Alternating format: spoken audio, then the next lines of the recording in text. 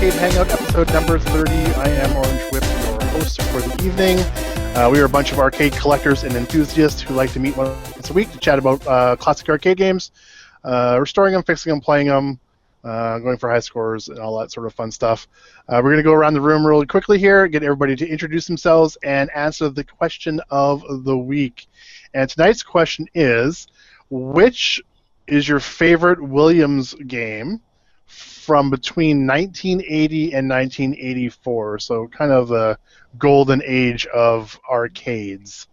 And with that in mind, let's go. And I don't know if he's ever started first or not. Let's go to Dave from Buffalo. Hey, Dave from Buffalo, MacD 2001 MacLeod, Dave from Buffalo YouTube. I'm going to have to go with Joust on that. Big Joust fan, loved it as a kid. I have it on a multi-midway cabinet that's got Robotron and Joust, even though they're not midway games. But Joust would have to be number one. Number two would be Defender. And Defender more from playing it on the Atari 2600 at my neighbor's. I played that more there, and I thought it was the greatest thing in the world than the arcade. But I love Defender. I love the sounds. But number one, Joust. Number two, Defender. So, 100%. Dave, what's your feeling on Joust 2? I never played it.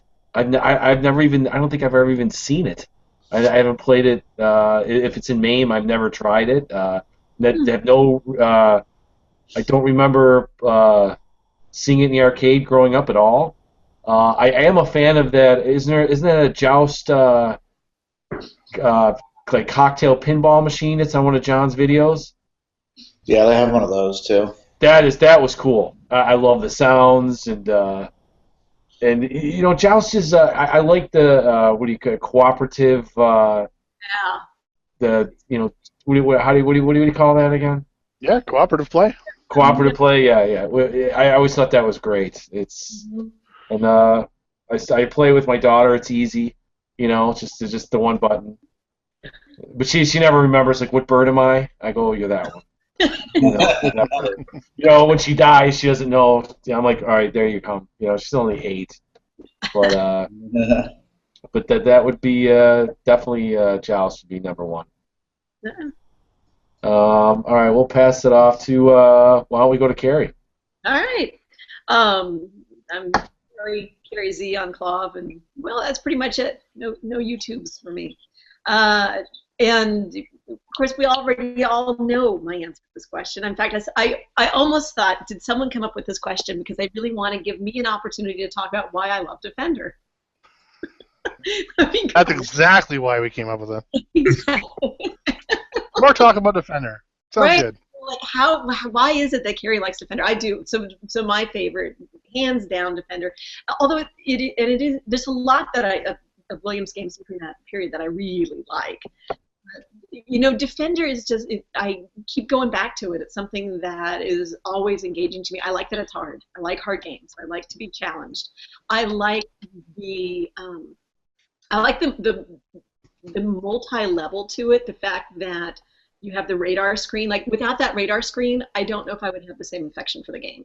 Because I love kind of challenging myself, because sometimes I get too deep into the radar. So I'm looking more at the radar and trying to anticipate what's coming, and that I look at where I am currently. And then I'm like, oh shit, there they are, right on top of me. And with Dave, and great scratch. Sounds are wonderful. So challenging myself between this being in the moment in my current screen versus looking at what's going on in the radar, I find tremendously fun. And I like that there's different strategies for dealing with the different aliens, and that you don't necessarily know what it is that you're going to be getting. Like, there's certain screens, like, when you hit the next level, okay, we're likely to get 3 of those crazy pods that are going to be coming up, and but sometimes if you wait, you can explode all 3 of them with with your bomb, but I almost call it a Cinnabomb, because I'm thinking Sinistar. I do love that about Sinistar. Run, coward. I do love that. But you don't always know. It's like sometimes if you wait, you can get all 3 pods with one shot, and other times, no, it's not going to give it to you. So there's a certain sense of where it's very similar, but it's different enough that it's always fresh. And it's always challenging, and there's so many different strategies that you even think about some of the gameplay, you watch good players play, and they have different strategies. And to me, that just speaks to the complexity of it. So I love Defender. It's my go-to. Sweet. Cool. All right. So with that, I'll kick it. Actually, I'll kick it over to you, Brad. All right, cool. Thank you. This is going to come probably as a shock to some people. I'm going to say it's going to come to a shock to Carrie. Ooh. I'm going to say it's Defender. What? Yes. Yeah. It's not my favorite game to play now, but my favorite kind of overall and memories of playing an arcade game, and not even an arcade game, is just the game itself. Like even on like the Atari 2600 back in the day, is Defender. Yeah. And I agree with everybody else. I mean, just Williams sounds, period, are crazy, insane. That is like the sound of the arcade back in the early days, is Williams games. The games from Stargate and Joust and Defender, it's just those sounds are amazing. But yeah, contrary to popular belief, I do like Defender. But the reason why I would never want one is because I have a Stargate, which is pretty much exactly the same damn game, except for it's even harder. Yeah, I mean, it's shockingly so. Like, the first time I played Stargate, I'm like, no way, you're shitting me. Like, I expect there to be some similarities in the next, but like that, it's so similar. Really shocking. Right. So, what do you like about Stargate more than? Why do you like that better than Defender? Or why was that? It's not that I like it any better. I mean, I just ran into Stargates more. I've had 2 or 3 of them. I had a Cocktail. I've had the Upright. And it's just, I mean, to me, it's the same game. It just has, basically another feature on it. So, I mean, I mean, it's called Defender Stargate. That's what the actual title of it is. So, I mean, for me, they're pretty much the same game. And if you don't use that one feature, then it pretty much is the same game. Yeah, that's fair. Yeah. So, and so just going back a second, we are live and people are actually watching the show now. So if anybody who's watching is wondering, I'll cut this out. Anybody who's watching is wondering, what the fuck happened? Again, like last week, we started the broadcast and it just wasn't going out to YouTube. So I stopped it and we restarted it. So we're in the midst of the questions. I'm going to splice the 2 pieces together afterwards. So, and also while we're at it, if you're wondering where last week's show was, after the show was over, somebody was hanging on, even though we weren't broadcasting anymore, which is actually was broadcasting still. Somebody was playing some copyrighted music and it got flagged, so I'm in dealings with YouTube to try to get that episode back again. It was not me. And it was not Jimbo. No, it was not the sound effects or anything like that. It was just after the show was over, one guy turned his camera off, forgot to turn his microphone off, and was playing music while he was working in his lab or shop or whatever. So we got flagged, and I'm trying ever since to try to get that show back. So hopefully it's not one that goes lost in the YouTube ether, and we can get it back at some point. And I see, Seabart, sorry, I'm just totally sidetracking here. Seabart is in the chat, and he says he's sick. We were actually all just wondering that before we came back alive here again. And yes, I am floating in space. I've had a few people notice that. I have just placed a backdrop behind me, just a fleece black sheet behind me, because I'm still doing renovations and it's even more cluttered behind me. So I figured I would do us all a favor and not see that crap behind me anymore. So I am kind of glowing in space right now. I'm just a floating head and torso. So yeah, there you go, Defender. And also, I just wanted to go back quickly. Let's just let people know what games we're talking about here, because the question is, what is our favorite Williams games from 1980 to 1984? So I didn't really name them, but I do have a link. Well, I can actually share that with the YouTubers if they're curious about it, which I will do right now. And I have to shorten it, so give me a second. But let's just go through them really quickly, and I'll talk about them, and then I'll put the link in the YouTube for those that are watching if they want to look at them all. So the first one from 1981 is Defender. And then, sorry, I'm interrupting other people. I know. We'll get to the next person in a second. But 1981 is Defender. 1981 is Make Tracks. 1981 is a Stargate. Then we move on to 1982, which is Bubbles, Joust, Robotron, 2084, and Sinistar. I believe that's and Splat was also in 1982. 1983, we are looking at Blaster, Motor Race USA, Roller Aces, and Star Rider, which I believe is Williams' only Laserdisc game. I'm not sure if it's the only Laserdisc game, but it is a Laserdisc game.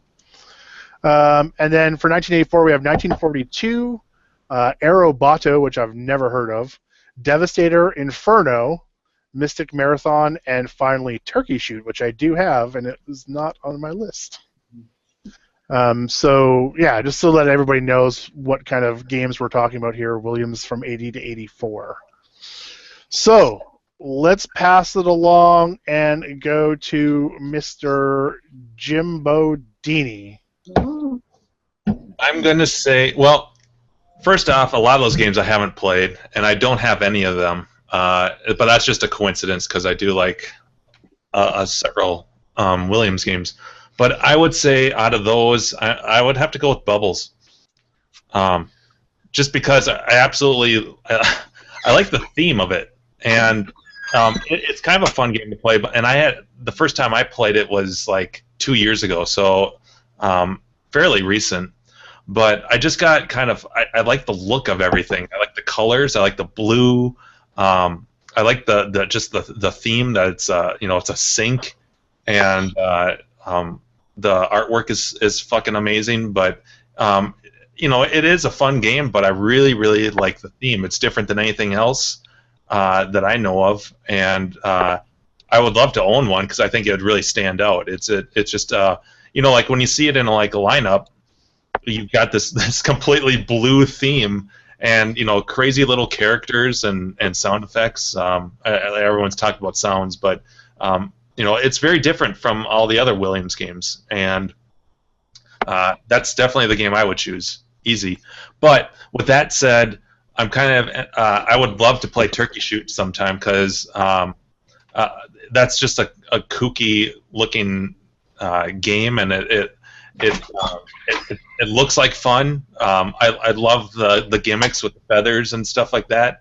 And me being a turkey hunter myself, having that game just seems like a kind of a no-brainer. There's no relation between those two things whatsoever. I know, but the name of it, and you are shooting turkeys, but it's not like a hunting game, so to speak. Yeah, there are turkeys who are robbing banks and stores and stuff like that. I mean, put it this way, I would love my dad to have my dad play that game once, or even just show him that game because he would get a kick out of that. So yeah, I do agree with your Bubbles. I was going to say that would probably be next on my list was Bubbles.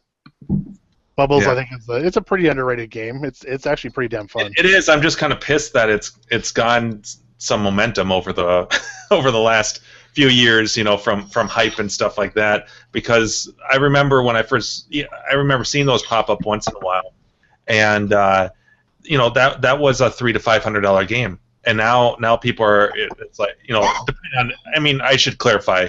Depends on if you're talking about like a Duramold or the wood, the regular cabinet. But for the longest time, I remember seeing those for just a few $100 pop up every once in a while, and now it's like people are asking stupid amounts of money for them. There's been a lot of games that's happened to. Yeah, and we've talked about that. But yeah, it's just kind of a bummer, because back then I didn't really know what the I didn't really. Oh, nice crotch shot there. Yeah, beauty cut shot. That was awesome. But back then I had never played the game, so I kind of wish I had been introduced to it a little bit earlier, so I could have found a better deal. But All right, anyhow. Bubbles is on the J-Rock board, isn't it? yeah. Anyways, that's all I got. Let's see, who's left? Is it just Buffett or is it Mock or both of them? I think both of them. Right? Mock and Buffett, yep. Mock and Buffett. All right. All right, Buffett, do it to it. Oh, my goodness. Well, let's see. It's thearcadebuffet.com if you need to get a hold of me there for monitor repairs, parts, etc.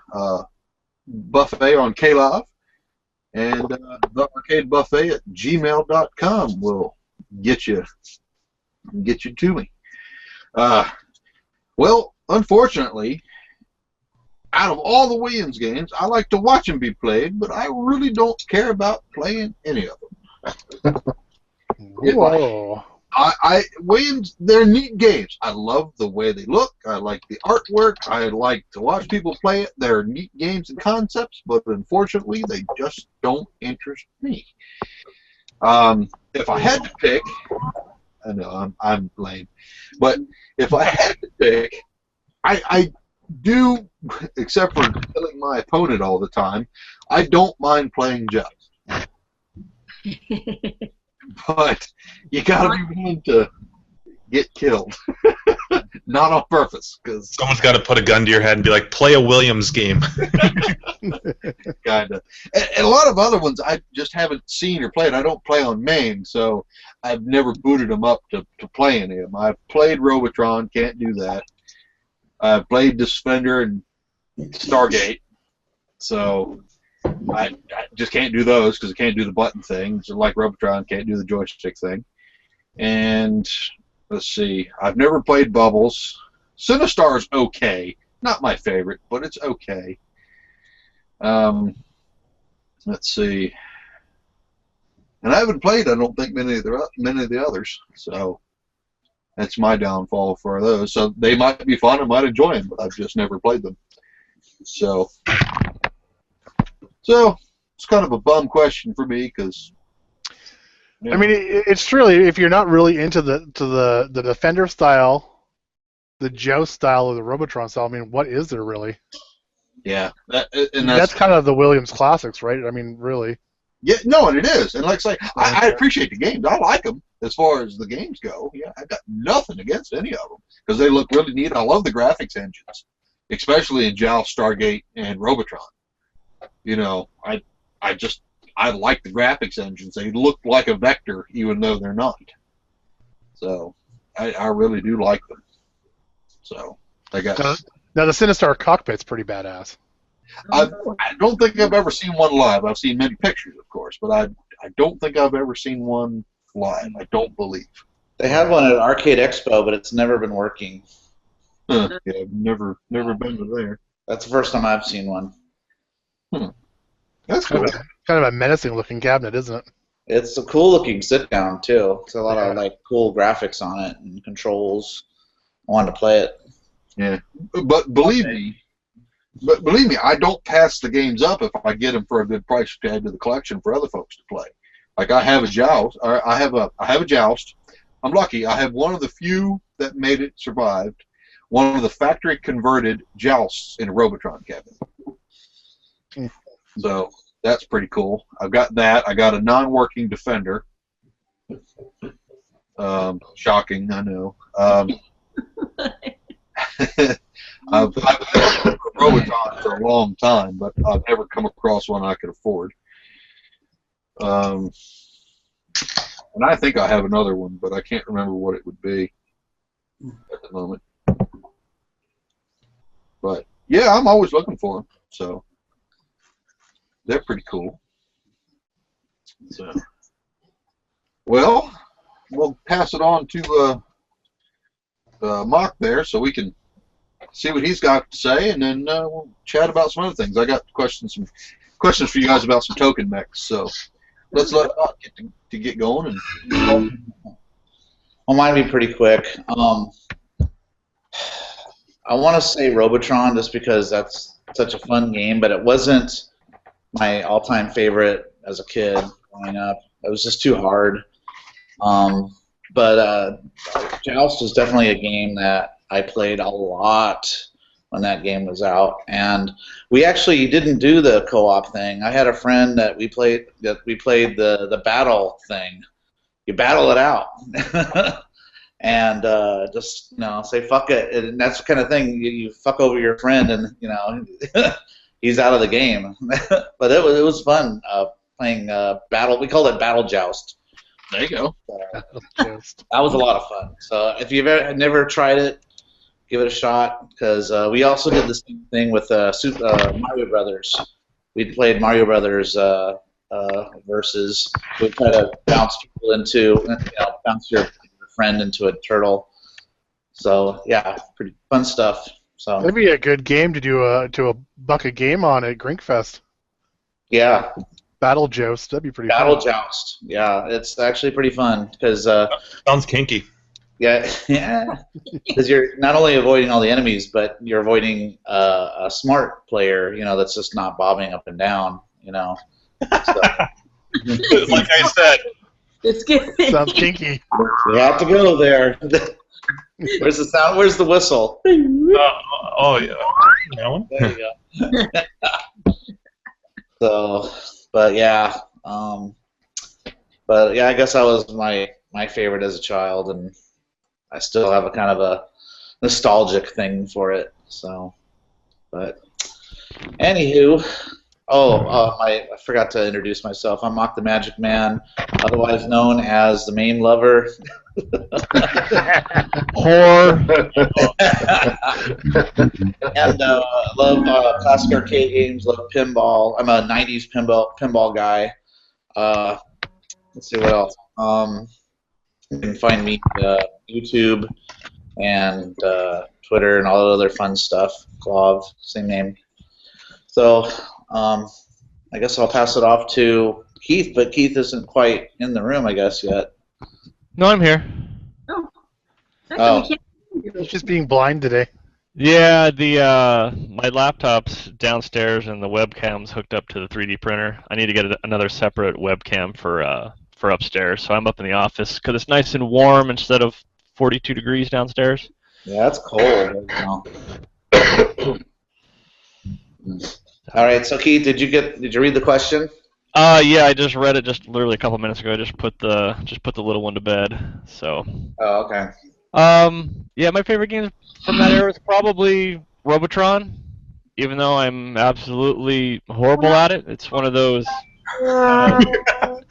FU games, and you try and try and try, but yeah, it's a fun game. It's a difficult game. I've owned it once, fairly recently in the past 3 or 4 years, but it was a little frustrating for me. So I think it's probably be time to get another one here pretty soon. Give it another whirl. But the one that I had was, like most of them you find every now and again, a little bit of a basket case and just more of a project than I wanted. So one of these days I'll get another one. So my game would probably be Robotron. Yeah, they're so darn expensive lately, though.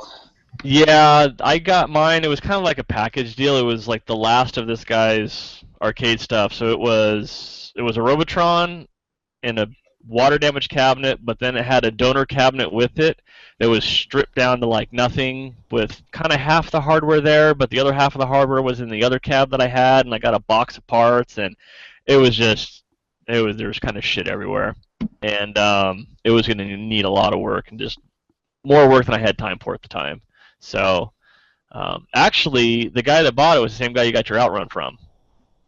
So that's kind of fitting, isn't it? That's what I was going to talk about tonight later. By the way, the part's ready to be printed. Send it to me.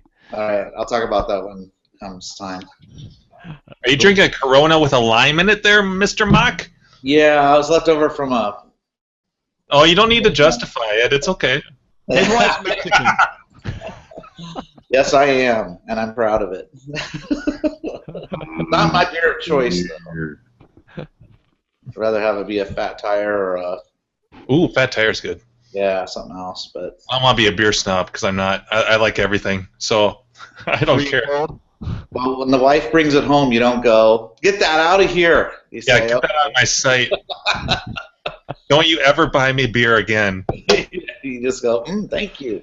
Yeah. That's exactly what I was hoping you'd get. So we all need to make the wives a beer approved list. If you purchase, you can purchase from the list only. Yeah, that's a good idea. Oh, I think it's. I usually say just get me whatever I had last, whatever was in the fridge last time. It's pretty safe. Oh, Yeah, that's dangerous after a party when you got a bunch of mix mash shit in there. yeah.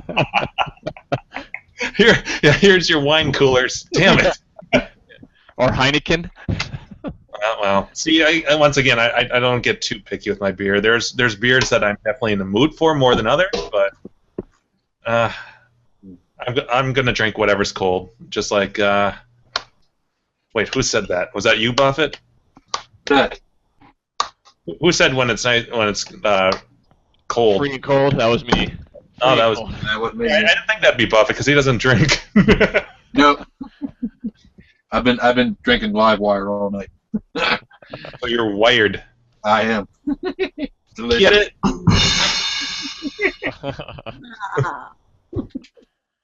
How's that pin going, Carrie? Good. Are we talking about mine, or are we talking about the one that my pickup I did? Yeah, the pickup. Oh, the pickup. Oh, yeah, no, I can talk about it, but are we? But I'll wait till I don't know if we're all done with all of our. I think we're done. Did we go through everybody? I got on a little late, so I didn't see who we started with. Yeah, we went through everybody. The only thing I was going to ask anybody, you guys, is if any of you guys have actually played Blaster before. Yes. I like Awesome that. game. Yeah, actually, I forgot about that one, and I was just looking at the list again, and that's actually a pretty decent game. Yeah, for a long time that was on my wow, I'd sure like to get list, and then you just never see it. Never. Yeah. And you search for it, and you're like, oh, put the little alerts on Craigslist, and you get excited, and then it's Road Blasters. Like, oh. The first time I ever saw one, I was at a guy's place, and he actually had 2 Duramold blasters. No. Wow. I can't say I've ever played Blaster, the video game. But I've played Blaster before. What? Remember the Blaster at Expo?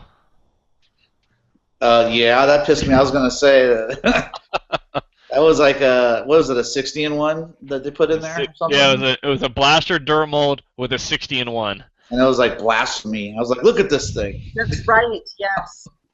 Wow. Yeah, I played it at CAX. They brought, and I had no idea when I was playing it that I was playing this, rare, highly sought after game.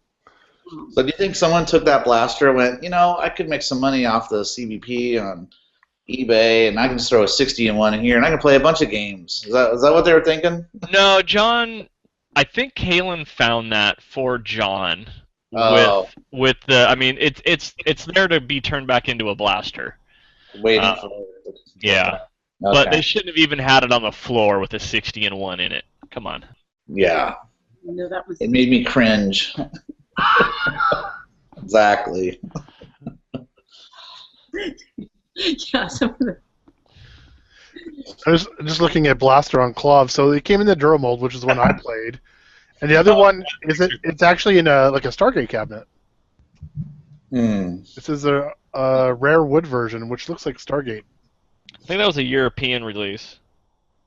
I think. It just says alternate variety or Verity rare wood version. That's all it says. I like the Duramold cabinet. It's just so weird, weird looking. Pretty cool. Yeah, I've seen a few Duramolds. I don't know if I'd ever want to get one or not. I think if I was presented with one, I would snatch it up. With that price, though? With the Duramold price? Yeah, it depends on the price. I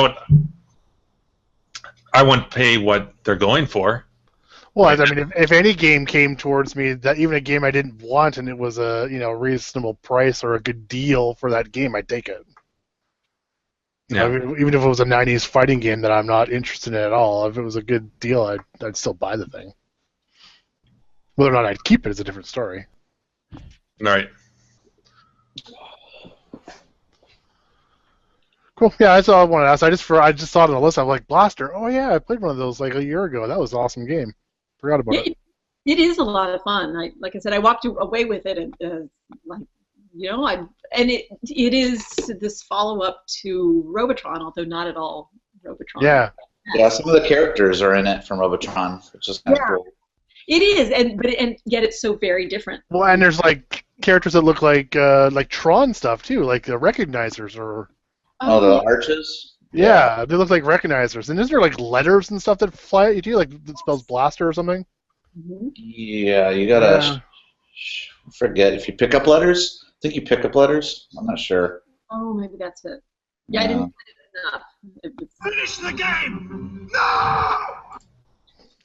Yeah, at SC3, Steve Hertz has one in his garage. I played that a lot there. That was pretty cool. And actually works pretty well too. One of the games that was working pretty good. That and Turkey Shoot. Yeah. Shoot. Gobble, gobble, gobble. I've never seen a turkey shoot. There's played one at CAX, and I didn't know to look for it. I'll have to look for it this year when it comes up. It's hard, I think. That It's hard to was- pass the first level. As long as you can get the feathers to fly up once, I'm happy.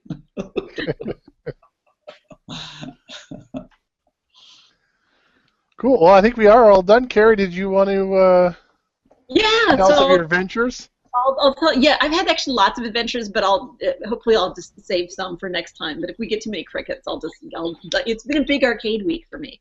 Hold on. Sorry. I only got a couple questions, so that way I don't have to interrupt you like at 12:30 when I'm trying to go to sleep. Well, let me hit real quick. Just real quick. Does anybody know anybody that's got a bunch of 2, 3, 4, 5 .900 token mechs that they want to get rid of? I probably got about 200. Actual token mechs? Sweet. Yeah. Actually, they're... Let me double check, because I was running tokens in all my games, and I believe they're 900s.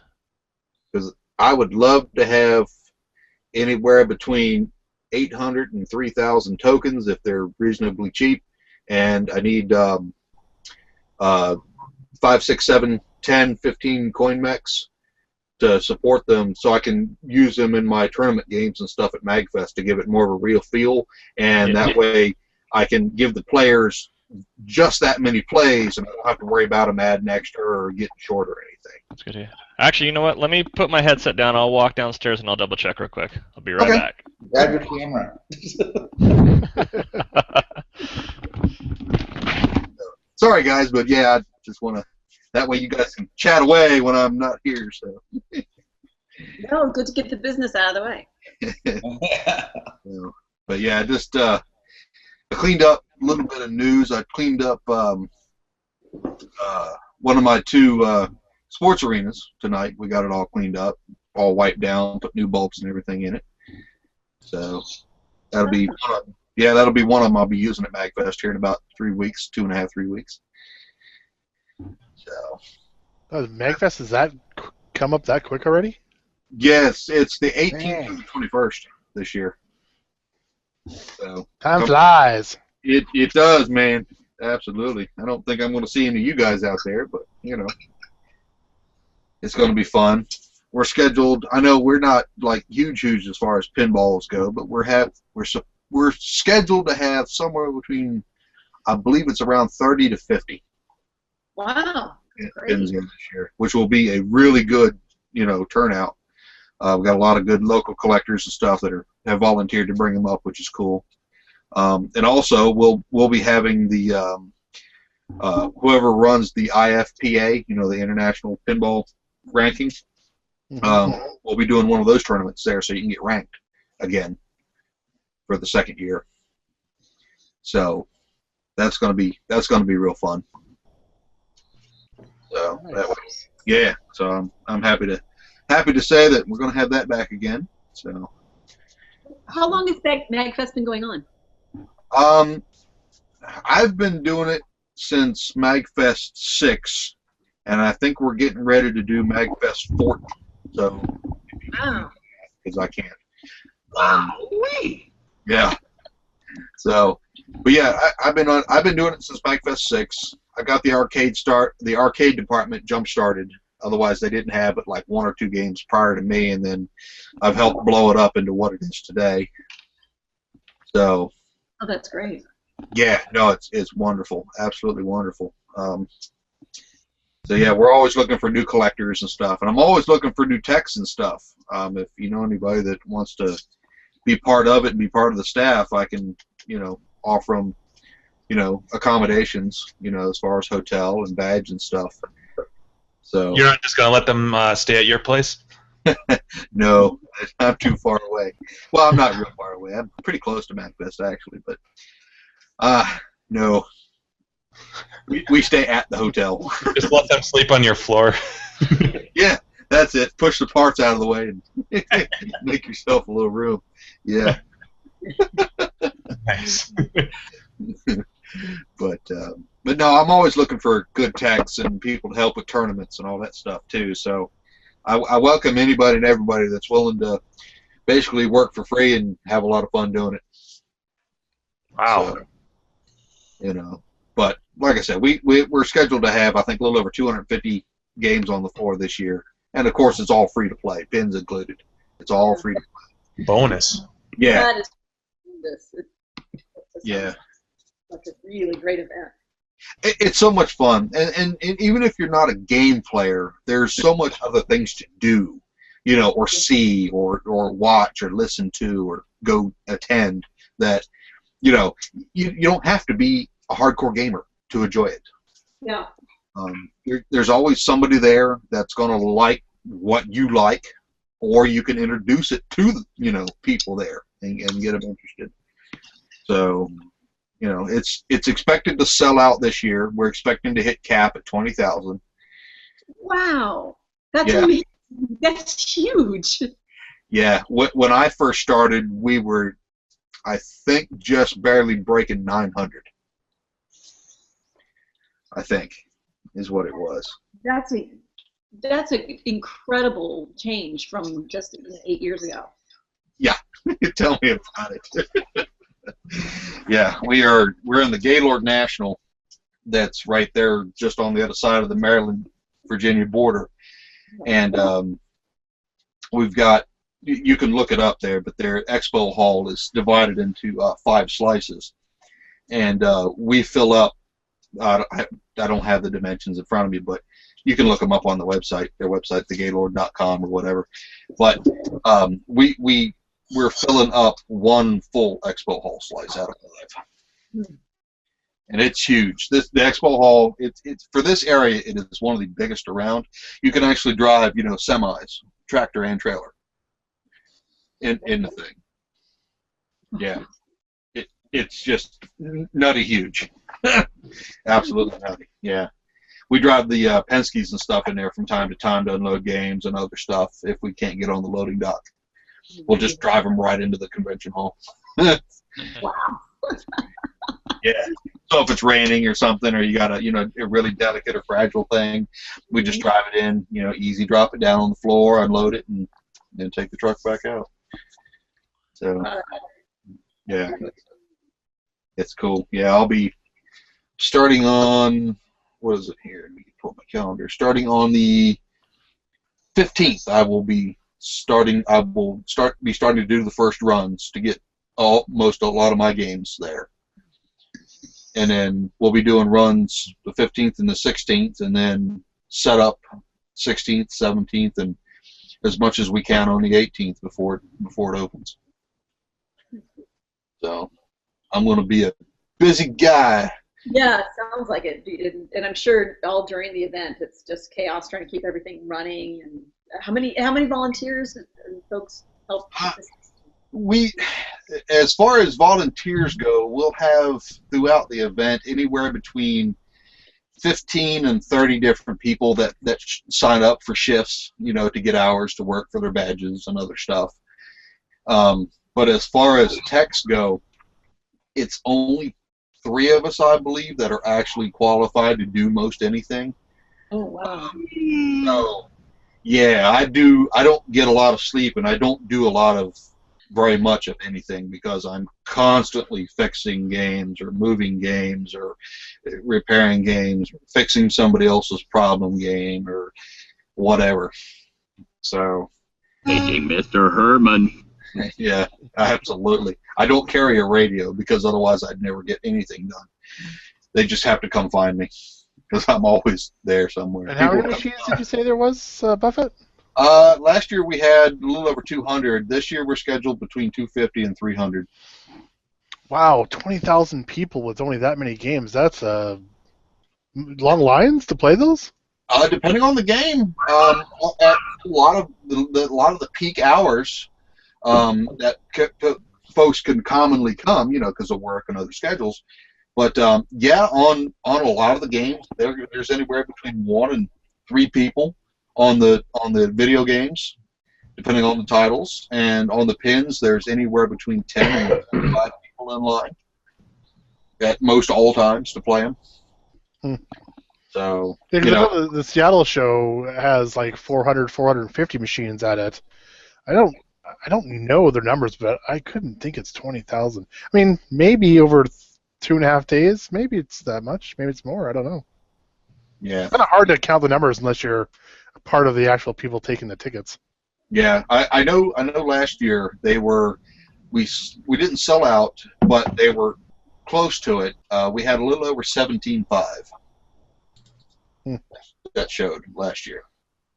So, yeah, they're expecting to sell out pretty quick. I think we were at either 1,300 or 1,400 paid registrations as of I think Saturday. Wow. I think it was, yeah. I think because I was at a meeting, get together with some of the staff, and we were looking at that stuff and talking about what we wanted to do and other things.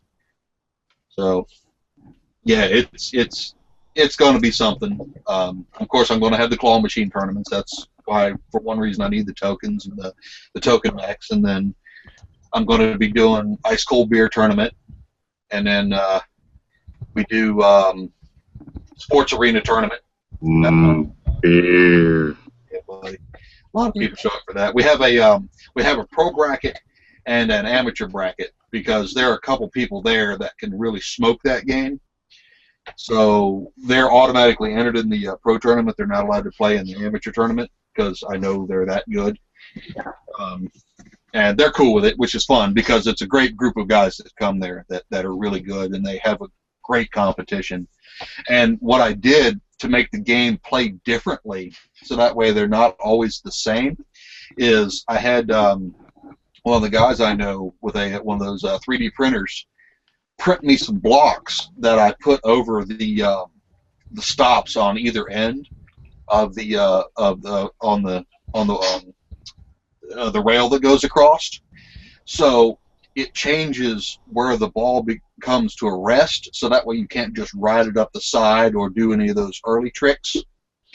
So you have to work your way around some of those early tricks a different way, and then it makes it either easier or harder in some spots at the top.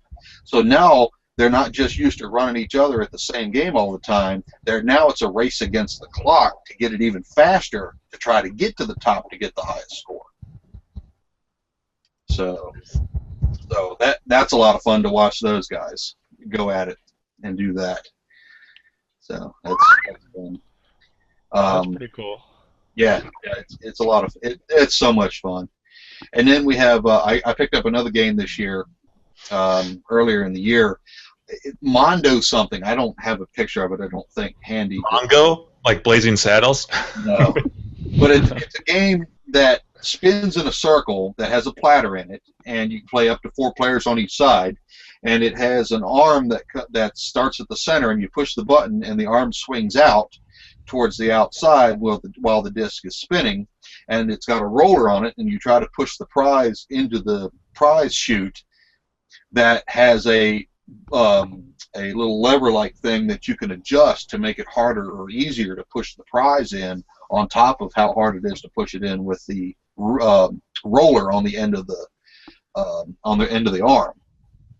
So I just got that. This will be the first year for that tournament. So I don't know how many people will actually show up for that one because they don't know about it because it's the first year. So we'll see about that. But I know Sports Arena's taken off in the last 2 years.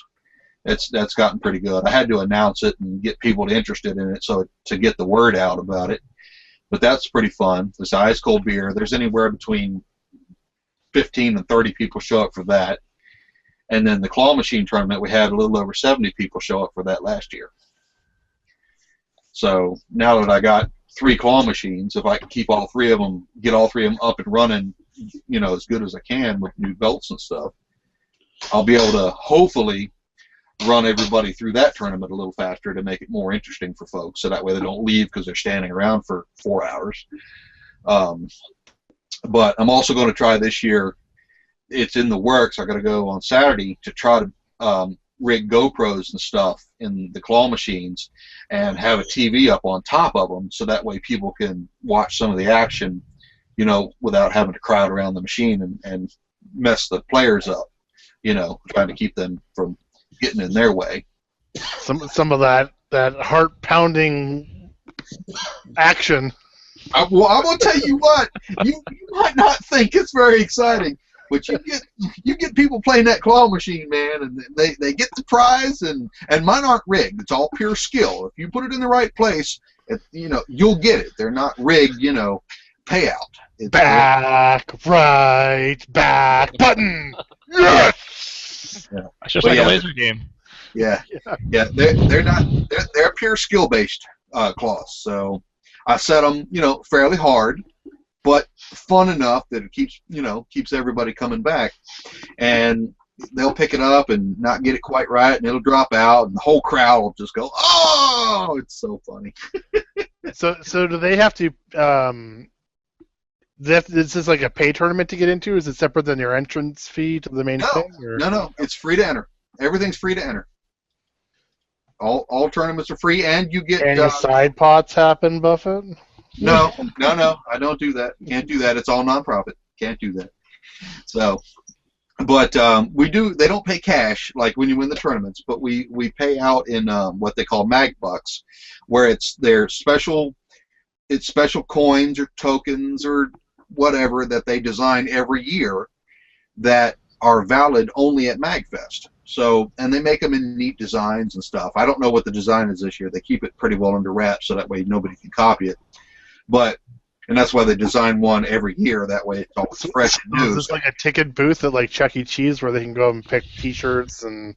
No. It's not like that. You cannot buy MagFest merch with the MagFest money. They won't let you do that. Okay. But what it is you buy hookers? No.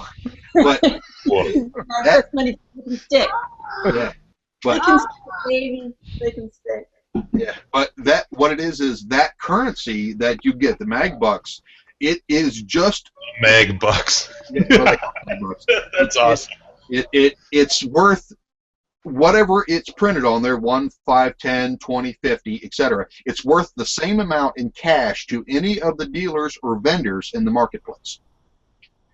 So they have to accept it. So if you do they get stiffed on it then, or does MagFest end up giving them the equal cash value? They have to tally it up and take it to the merch booth or wherever the registered table is to do it, and MagFest gives them cash when they trade it in. Okay. Yeah, so it's the same as cash, but can only be spent at MagFest. And say this year's currency, the one that I don't know what it looks like yet, this currency will be valid this year at any event up until next MagFest. Let's counterfeit it, Buffett. Yeah. So basically, I guess the vendors are basically getting a reduced price for having their tables and stuff there. Is that basically how it works? No, Because you're paying them. Yeah, no. But no, they pay whatever the marketplace value is for their table and their allotted space, and then it goes down in price a little bit as they add tables on. To if they want 2 tables, well, the second table's at a reduced price, and so on. And you're limited to either 2 or 3 tables. I don't know exactly. So that's definitely a different way. I've never heard of that before. That's definitely a different way of doing things. yeah, and it's fun. And I think this year, I don't know. As far as I know, this year, for every single badge that they sell when you come in to pick it up, as far as I know, they were talking about this, is everybody that comes there. So essentially, they are giving away $20,000. Because if you buy a badge, you will get 1 MagFest dollar. So, as far as I know, that's still in the works, but I don't know. As far as I know, they are. So on top of that 20,000, they're also giving away prize money and stuff for LAN tournaments, arcade tournaments, tabletop tournaments, cosplay, all the other tournaments that they do. So they give away a lot of money, as far as you're able to win, which is cool. And you don't pay to enter anything. Not the pinball tournaments, nothing, as far as I know. So amazing. It is. And the other nice thing about MagFest that a lot of folks don't know is there is no corporate sponsorship at all. It is 100% funded by the fans. There's no Atari booths. There's no Capcom booths. There's no Pepsi, no Coke, no nothing. There is absolutely zero corporate sponsorship. They won't even let the Red Bull people into the event. They can give it away outside the hotel, but they cannot come in the hotel. So I don't think I've ever been to an event where there has been corporate sponsorship like that. Right. But but it doesn't matter. You could have EA, stuff like that, where other video game or Kodak or Panasonic or anything like that. There's usually corporate sponsorship that you may not see it, but it's there. So not all events are that way, sure, but MagFest is 100% non-corporate sponsorship. Every dime they've ever made is from selling tickets. Is it non-profit? I think you said that. Yes, it is a non-profit organization. Yep. Yeah, that's the same as Seattle. Seattle actually gives away scholarships every year to high school students that are going into university. They have to write an essay about wanting to go into video game programming and stuff, and they give away like a $5,000 scholarship to the kids. No, that's cool. I know. Thinking about trying out for a scholarship. That's it. I know MagFest, they do a charity auction, and a lot of other things throughout the year. But one of the charities that they donate the money to is called Child's Play. And what they do, Child's Play, is they bring video games to kids in hospitals. And good guy dolls. So I guess. but yeah, that's one of the charities that they donate to. A lot of the money to is Child's Play, which is cool because kids in hospitals need entertainment. So it brings them video games. Hey, so I take it you're telling us in the next few weeks you're probably not going to be coming on? No. From I'm willing to bet that I'm not going to be here on the 16th, and I might be here on the 23rd if all goes well, and we get mostly wrapped up, and I'm home, and I'm not so exhaustedly dead tired. I might be here on the 23rd. No guarantees, but the 16th, no, I will not be. So I wish we could do a little live stream at MagFest. I might even go ahead and shoot me the link, and if I can get in, maybe I'll have a camera or something set to where you can just watch the action. I guess maybe we can try doing that. Hey Buffett, if you shave your beard like right before MagFest, do you think like no one in their right mind would recognize you? Like you'd just be like any other person? That is very true. Half the time. Here's a question for you: when's the last time you were clean shaven? About a year and a half ago. Oh really? Oh, I thought it was longer than that. I would have guessed at least. Wow, you can grow that beard fast. No kidding! It's like chia. What's Dave showing here? He sent me that photo. Yeah. That's from this show, right? Yeah, he should just set that as his fucking icon so that pops up when he doesn't even have made a a camera. printout of Buffett. So, but yeah, no, the beard grows pretty quick. But yeah, well, yeah, about a year and a half, 2 years ago, I was clean shaven for a few minutes. So, but yeah, MagFest is a lot of fun. So maybe if I remember, I'll try to.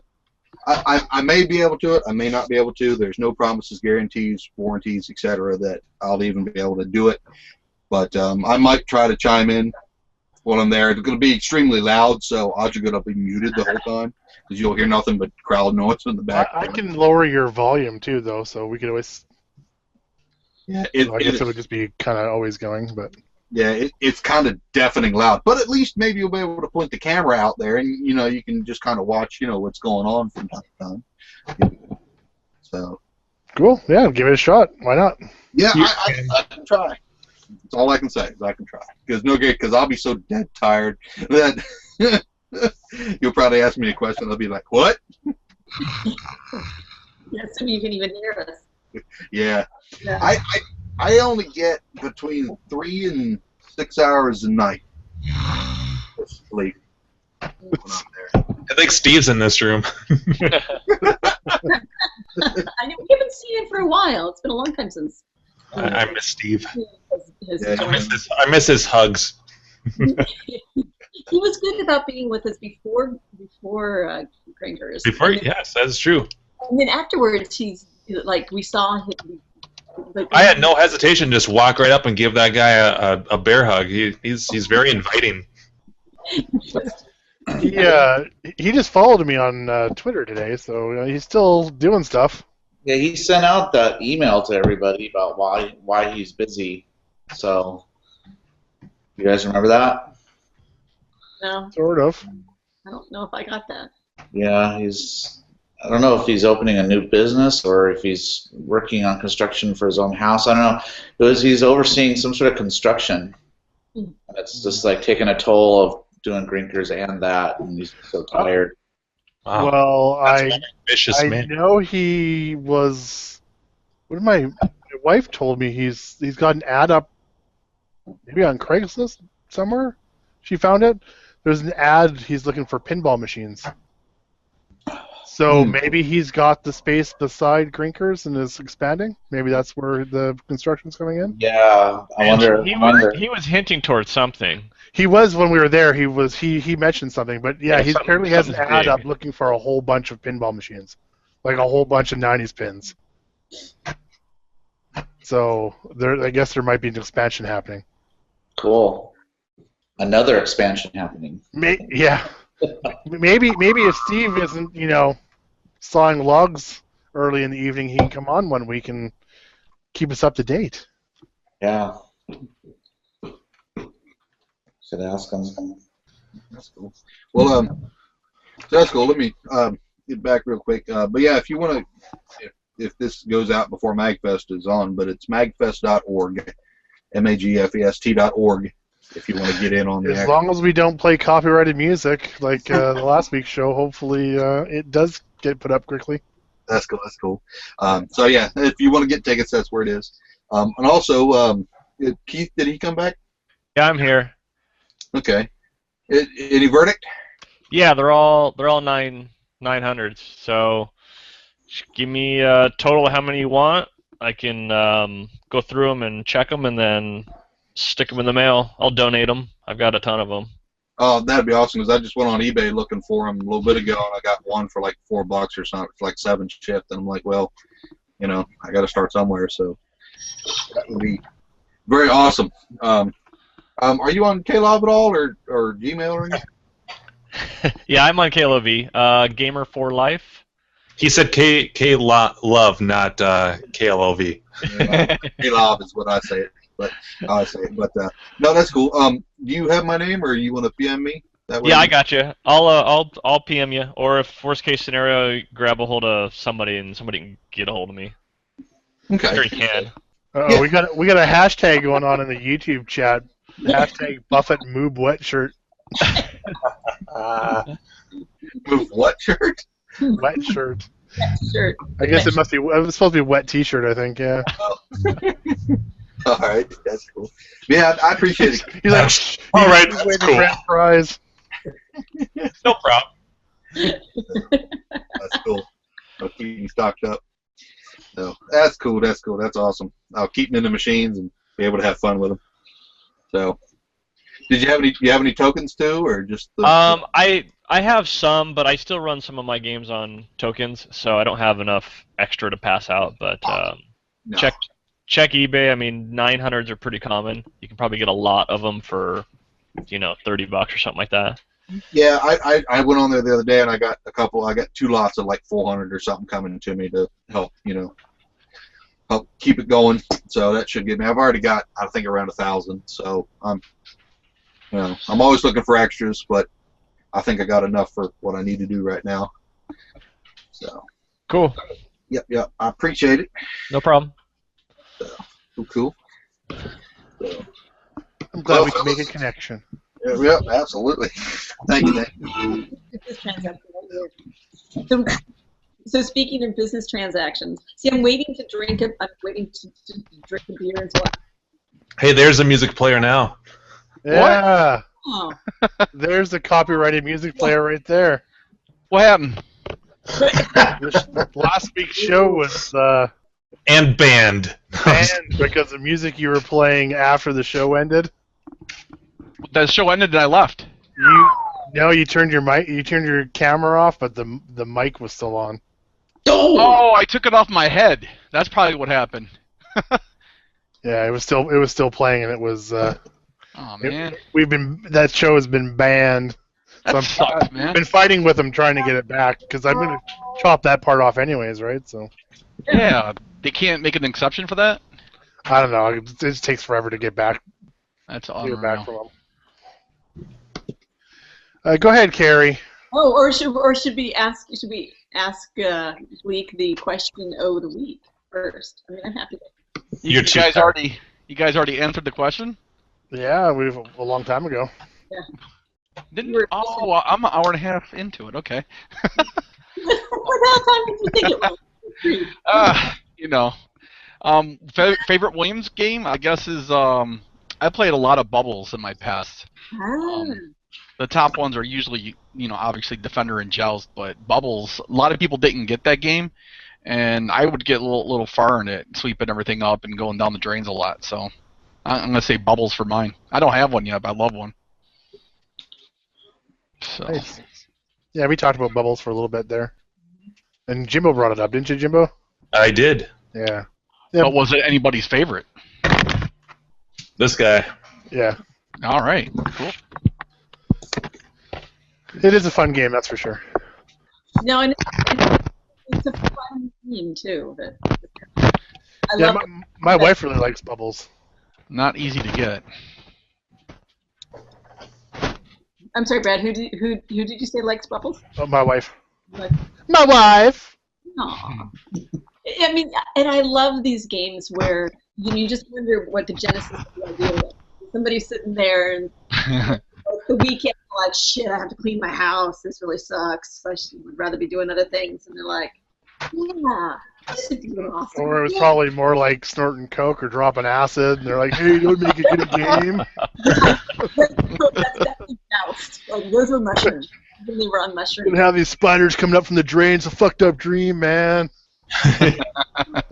Shit's crazy. Well, now you got Flappy Bird, same thing, right? Yeah, and I don't doubt that many games were started. The same with music, any arts really. Yeah. Yeah. Creative side of things. Carrie, just before you start, we actually had a question from somebody in the chat. Now I can't find a goddamn question. Oh, yeah. He was asking if anybody had ever finished. What is that game? The Bad Dudes or whatever?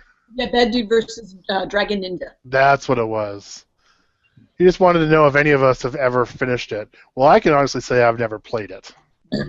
and I probably never will. I have. You have finished it? Yeah. You sound real excited. Yeah, you sound excited. I think that's the ending where you have a hamburger with the president. Oh, that's awesome. Okay. Spoiler. Oh yeah, spoiler alert. Yeah. I'm not playing it now. Come on, No, Mock, you're right. You're right. You do have a hamburger. The president's like, thanks, guys. Let's go get a hamburger. Like, Yeah, something like that. it's literally the ending. I don't think it's a spoiler when the game probably came out 20 years ago. and then you can see full replays on YouTube. Yeah, exactly. Did you guys watch John's latest video? It picks up Kari Warriors. No. Yeah. They're talking about like, the ending of that. He didn't pick it up. Adam got it. Yeah. Yeah, He hasn't been on here in a while either. No, he's been on a lot of John's videos. Yeah, really. I think there's Anyway, competition going on. Maybe we need to pay more on this show. Pay more. Wait Pay a more minute, than what? zero? I went Have you guys seen the end? Have you guys seen the end of the Kari Warriors Yes. No. in the arcade? Yeah. Because I think that has a really weird one. Another spoiler alert, where you get up. I think it's your commander, and he's like half the size of the screen standing there. Is that right? Something like that. And then he comes back walking around. It's really weird. Yeah. Anyway, let me see if you ever. I don't think I've ever played that game either. Seems Kari like Warriors? Mock. Seems like Mock gets to the end of a lot of games here. I'm the meme lover. That's why. I was gonna say, meme, yeah. Oh, we've just been joined by the Urinator. Yeah. Oh, there he is. Oh, what's up, Joel? Oh, I just got the urinator comment because I can hear him pissing. That's right. How you guys? There it is for us. That is one interesting keyboard there. What? That Me? keyboard you're using. Oh, this one? This is an old Microsoft. Okay, yeah, I haven't seen that one before. Yeah, it's an old one. I've had this for, I don't know, 8 years or so, but it still works well. Keep it downstairs because it's wireless, so it's easy to move around. Where's your lower third, man? Ooh, I don't know. I wasn't going to come on tonight. Then my wife got tired and went to bed early, so I figured, why not come and hang out with a bunch of degenerates? You came to the right place. Logic.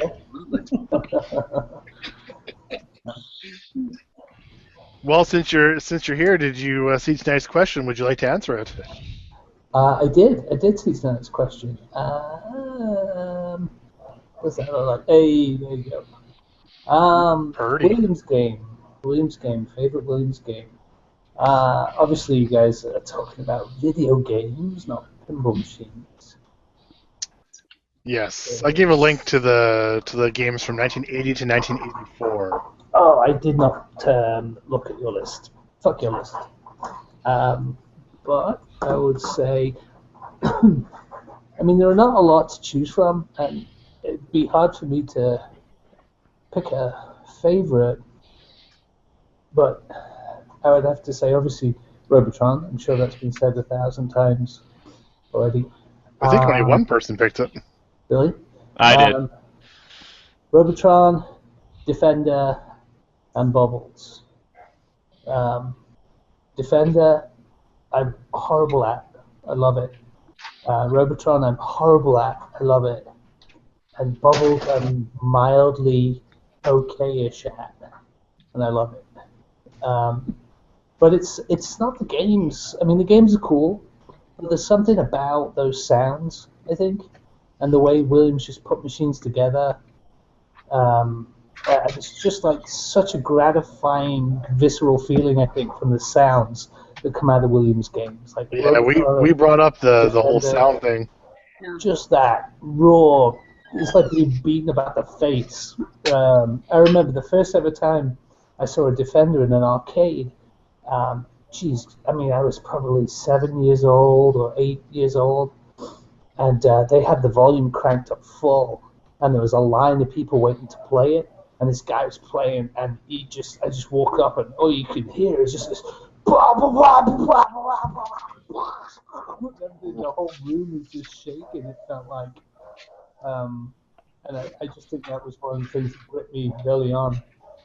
And of course, you can go on some of the pinball machines. You can play Firepower, for example, and that has a very similar sound set to Defender, I think. So again, just this bah, bah, bah, bah, bah, bah, bah. It's like being in a firefight playing the game. So, I don't have a favorite, but those three. I think Bubble, just because it's so weird. How many drugs did they take before they sat down and worked out that game? Well, it makes you wonder if the dude that came up with the idea was just sitting on the can one day, and he's like, he looks over and he's like, bad thing. Oh, there's an idea. Right. Yeah, I wonder if they had like a quota, like cops, they gotta give tickets. They had to produce so much games a month or a year. Probably. I mean, do you think they had teams in competition like they did in the pinball division? They probably did.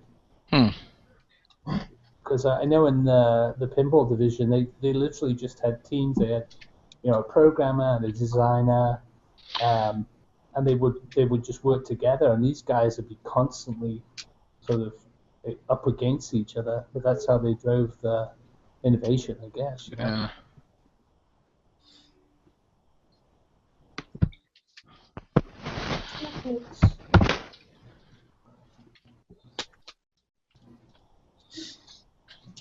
That's it. That's it. All right, I'm done. So, bye. Good night, everybody. Off me. So long. Jingate. Hello. Okay, that's your cue to start talking. Yes, I'll tell my little tale, and then I'll show you this pinball machine. Which I think is interesting. So my little tale is trolling Craigslist. Not that I need anything, should get anything, or have room for anything, but that's what you do. So I'm trolling Craigslist, looking at both bids and pins, and one of the ads is for pinball machine. They don't list what the name of it is, and so I click on the picture, and it's this kind of fuzzy, great picture of a pinball machine with a broken back glass. Actually, the first part of it is first part of the back glass is broken. That gives the first part of the name. Looks like Ace Team. So I type in Ace Team Pinball because I'm like, what the hell's that? And it turns out what it really is a space team. We're just missing. And it's a DMD, but it's not one that I was at all familiar with. So I started to look it up a little bit and found that weird noise, and found that basically it's a rare, at least in the United States. I think they're actually even pretty rare in overseas, but it's an Italian pinball machine that not many of them are in the United States at all. It's like just a handful. I think nobody on Clav owns one. There wasn't much information on the inside, on it, pretty much anything. So I was trying to research, like, what is this? Is this some rare, expensive machine, and I should grab it? I think it was listed for like $700, and then I could retire off of this one game. But, I can always dream, right? Like, did I find that gem? And everything I'm seeing, it looks like there's just not very much information about it, and ultimately, it's not something that I was likely to get rich on, or even could ascertain any price whatsoever. But in all my research, I ran across a listing that a guy in Michigan had saying looking to buy a Space Team pinball. So I emailed. So I've now decided this is not going to be me. This is not going to be my game. I don't fix pins. So I'll email this guy. So I email him and say, hey, random guy in Michigan, saw your ad. You're probably not interested because you're in Michigan and this is in California. But here's this game on Craigslist, gave him the link. And, hey, if it happens to be worth a bazillion dollars, so give me a fair cut. And wished him luck in his collecting, and then got an email back like a few minutes later saying, hey, thanks, I've contacted the seller, and I actually am interested in this. Oh, I write back, that's great. Let me know if you need any help, if the seller's squirrely or anything. I love helping connect people up with their games. So bottom line, the seller would only take cash, and my guy in Michigan really wanted this game. So, and this all happened on like one day, within a matter of hours. I apparently helped broker this deal, which was pretty cool. And then last Tuesday, this all happened. I went and picked up the game on, oh golly, now I can't even remember when the hell I got it. On Thursday, I think it was. I went to, it's about an hour and a half from my house, and picked up this game and brought it back. I'm holding on to it, and actually the moving company is coming on Thursday, so I actually was hoping that the moving company would come, the shipping company would come and pick it up after I had a chance to show it to you, because I just thought it was very interesting. It's a little different layout. I'll bring you into the garage. Well, come into the garage with me. It looks, it's not like, wow, this is the most amazing game. I'll be happy when it's gone because I don't have room for it. But I just thought it was kind of interesting because it's something that I will probably never see one again in my life. I will certainly probably never play one again in my life. And it has a different feel and a different layout than the American one. So, oh, and by the way, this is my new my solo pin, my getaway, which I got recently. So let me show you this bad boy. So this thing it's by Technoplay. You can see that. And I'm using my Mac. I tried to get a webcam, but I couldn't find one quickly that was compatible, so forgive me because trying to do this with computers not... Oh, I see Karate Champ. Yes, that's right. There's Karate Champ. Recently revinyled. I talked about putting the side art on and the vinyl and all that. Ooh, just doubled the value. Right, yes. Yeah, it went up a whole $5. Hey now, so hey, look at I'm being presented. So Technoplay is an Italian company. They actually bought a company that was going out of business. It was bankrupt, which is, and I don't know if you pronounce it Zaccaria or Zachariah, but so when Zachariah went bankrupt towards the end of the 80s, it was actually Technoplay that bought it, and so it still has the Zaccaria or Zachariah glass on it. Or Zaccaria. Oh, is that what it is? Thank you, Zaccaria. I don't know. I do not know him. That's the way I. Zaccaria. I heard a Carrie in there somewhere. Yeah. Exactly right. I like that. You say diarrhea? I don't pretend to know pinballs or that company at all. I just know from what my guy in Michigan was talking about, how those games are very highly collectible and expensive. Hey, Carrie, since I'm from Michigan, do you know who it was? Clay, he does. Clay's huge. Everybody in the world knows him. Clay Conwell. I think he has videos, and his collection is amazing. In fact, Coin Op Cauldron. What? I said Coin Op Cauldron is his website. He does pinball repair, board repair specifically.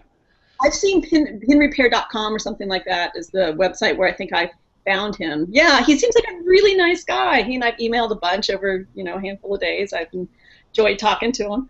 And on the phone, he actually talks on the phone. We never text. We email and we talk on the phone. And he was super excited to get this machine, and it made me super excited to be able to hook this guy up in Michigan, who had his collection that he has posted is stunning. I mean, a lot of the old EM stuff, some beautiful. I've been to his location, Carrie. He has about 100 EMs, about 600 other pinballs. He has Varcon. He has every single rare pinball game in the entire world. Nobody can even surpass him. Nice. Well, he's going to be adding a space team to his collection, and he said that he'll be that he'll be reproducing the back. I think he'll be working on the back glass. So let me. Oh, there we go. So you can see that was when I was looking it up. Ace team. The layout. Let me turn this thing on. The sound is great on this machine. Never heard of it. Have you heard of that one before, Keith? Yeah. Wow, War games. That's awesome. Isn't it? It's a really fun game. So and hopefully you can see it through the glare. If I need to, I can take the glass off.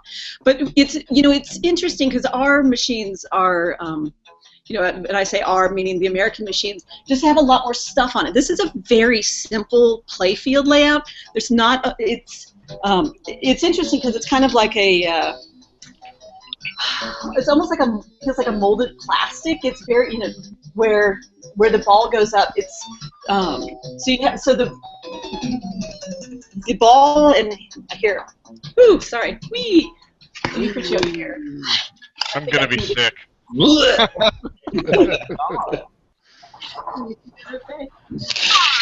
Like I said, if I'd been able to find a webcam that worked with my computer, it would have been a lot easier. So there you go. So you don't have a whole lot down here, just a couple of bumpers. It's a brutal game in that the drains are like just huge. The games on this thing tend to go pretty quickly. I've gotten my name on the high score thing here a time or two, but even that's a bit challenging to figure out how to get the letters to stick. So hopefully Clay will go, hey, look, there's Carrie. And he runs across my initials. So basically, you hit the ball. If you were going to get it up into here, which will start the multi-ball, it needs to go up in here. You kick it around on this plasticky ramp, and it will either drop down or it comes down this way and will get stuck to the multi-ball. There's these two bumpers here, and then you have some of the targets right here, and that's about it. A lot of your scoring all comes from getting these guys to light up. It has different numbers, 1, 2, 3, 4, 5, 6, and you need to try to light those things up in order to score. So it's a pretty darn low-scoring game. There just isn't much. It's a very kind of plain play field. And just the look of it with the plastic, I'm sure that Clay will fix it up, we'll clean it up, and it's going to just shine and be gorgeous. But it's just interesting to me how little there is compared to so much of what we usually see. And I'll show you. How many multi-balls does it have? 3. Okay. So one thing, I'll start a game so you can see it. Again, talking Macs and their lack of webcams.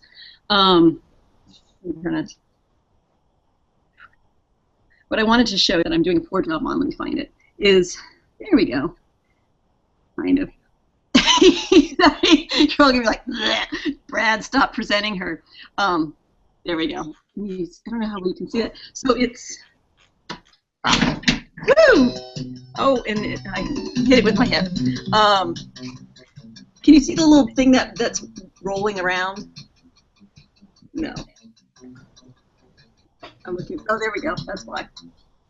So it's the fluorescent glare just totally in the way. Probably is. Oh, there you go. You can see it maybe a little bit more. So it's kind of a cool feature is when you're aiming. Right? I see it. Yeah. Yes, the undulating thing. So basically, one of the targets over here is lit up number 6, and so you have to try to aim. A little kinky. Yeah, would I be presenting if it wasn't looking a little bit kinky? So basically, you have to try to hit. When you shoot, you have to try to aim based on this thing, so you can hit it up there. 5 and 6, these aren't too hard to hit. Up on these, the 1, 2, 3, hell of a lot harder. So I'll play a little bit, just very briefly, and it usually goes very briefly. But just so you can kind of get a little flavor for it. Again, I apologize for the lack of. I love the sounds of this thing. It sounds cool. Yay!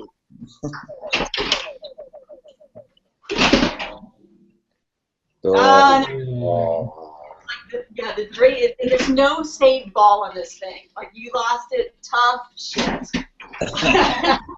We're telling him we don't get a yet. Save You ball is in your pants, dear. You gotta whack it. Throw yourself at that thing. I Get can't your go hips into it, Carrie. Come on. Yeah. Throwing the hips. Wah, wah, wah.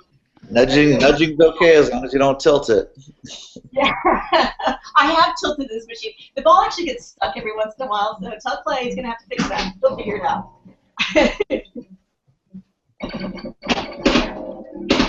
And actually, the left flipper seems a little weak. No! If you hit it right down the middle, you're just hosed. And so it has this interesting thing at the end also where it will do like this random number generator thing, and then every once in a while you'll be lucky, but other than that it just says you're sorry, like sorry, you're hosed. So anyway, I just wanted to just take a minute, kind of show you this fun little machine with its crazy lights and music and interest. It just plays very differently. It's been it's been fun. Yeah. Don't ship it to him. Just keep it. No. Shall we play a game? Yeah, no. I've had fun with it, but I don't need it that badly. Oh, actually, I'll show you this. It's well, you probably saw when I was down here. So this is how when you're choosing your letters, it's like if you make the high scoreboard. This is the letter selection. Truly, letter selection. So It looks like it's been shot with a machine gun, the amount of buttons it's got in the front of it. Oh my God. And the guy that I got it from was like, I don't know. We never figured out what some of this was. Hopefully he figured out what this was because they had it for like a number of years. I thought it was interesting that. Let me put you in the car for a minute here. Which one of these buttons calls your parents to pick you up?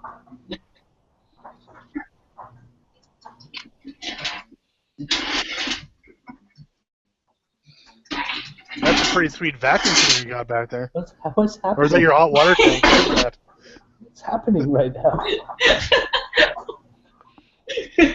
Wait, what vacuum cleaner? I do a vacuum cleaner in here. This is good TV. This is good TV. So what I like this. So this is the tokens that they have for it. Oh, the grooves. Yeah. I hated those kind of tokens. Groovy tokens. Rib for pleasure. Rib for no. I have never seen one of those before. Those suck because they get stuck, and I remember like when you're trying to continue and you're trying to put the token in and it wouldn't work, and Is it only going one way? All overexcited. Yeah. Yeah, I got too excited. That's not it. So anyway, so there you go. That was it had it's actually the token coin. That's a little groove. I don't know if you can see the grooves on there. But yeah, so I'm super excited to ship this off to him, and it was great that he was really psyched to be getting this machine, and it's probably one of the few people in the country who will be like, yes. He said a friend of his has one, and he got it shipped over from Europe. So there are very few in the United States, and I'm glad that I got to play a little matchmaker role and getting a boy and his game together. So. Cool. That's cool. Yeah. There you go. Yes, and then there's the other side of Karate Champ. And I got my pole position working of sorts, so I've been playing pole position. That's been fun. And what's your best score so far? What is my best score so far? Like around, not great, like 30,000 or something. I just got Griffin over the weekend. Yeah, thanks. Well, and actually, I was playing it. The gear shift wasn't working at first, so I had to get the gear shift fixed. So most of the weekend when I was playing it was actually just in low gear. That's making it a little more challenging, but now that actually I got the gear shift working, I think my scores will start going up because I can go faster and slower. High gear is a good thing. High gear is a good thing. It was exciting. And I'm like, yes, look at I fixed that, and I put a new speaker in, and got the thing going. There's still more to do on it, but but I now officially have more games that work than don't. Because for a while That's it was always the struggle. right. I was even. I had 3 and 3. Now I've got 4 and 2. I'm like, oh yeah. Just wait till you get 20 plus, and half the time you say fuck it. Yeah. Well, I'm a little nervous. Like, what happens when I get all these working? What the hell? You get more. Right? More. You get more. Yes. More games. That's what I'm afraid of. Like, oh shit. Then you start having parties. Mm-hmm. So I have a reason to fix them all up and have them get broken. And Yep. So you should be planning a Super Bowl party, and then you have all the people over there playing games and watching Super Bowl, eating spinach salads. yeah. Hey, the Super Bowl is held in the Bay Area this year, so San Francisco has Super Bowl City, which is a big touristy thing. Although some of it sounds like it's probably pretty fun. But then the actual Super Bowl is played down in Santa Clara, actually right by where CAX is each year. Mm-hmm. Oh yeah. And The new stadium. yeah. But so bottom line for this year at least, everybody who's local, sheltering in place because it's going to be a freaking nightmare. And there's no Bay Area teams playing anyway. So yeah, no Super Bowl parties this year. Maybe next year. I'll look at the year. I'll look So I forward have to it. I have a fun pinball pickup story from this week. Ooh. So Sunday, I'm just flicking through Craigslist and I see an ad for classic pinball machine, pin space ball, and no picture, $1,000. So I look at the ad, and it's Star Trek: The Next Generation. What? Yeah, and I think, well, okay. So the ad is an hour old. So I go to respond, and of course there's no phone number.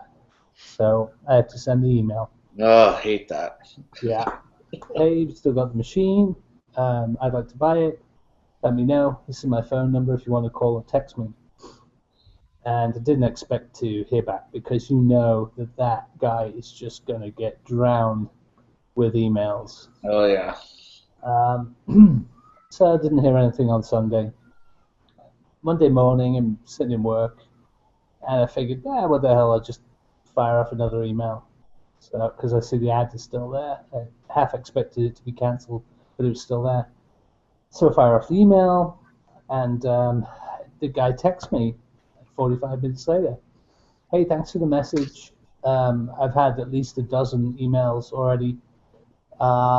He said, I went to turn on the machine this morning, and he did state that in the ad that it was working and in nice condition. He said, I went to turn on the machine this morning, and it just made a buzzing noise and it didn't come on. Well, But he said, but let me know if you're still interested. And I responded. I was like, yeah, don't worry about it. Not a big deal. Still interested, still fine. So he says, oh, okay, that's fine then. And so I basically said to him, what's a good time? What's the address?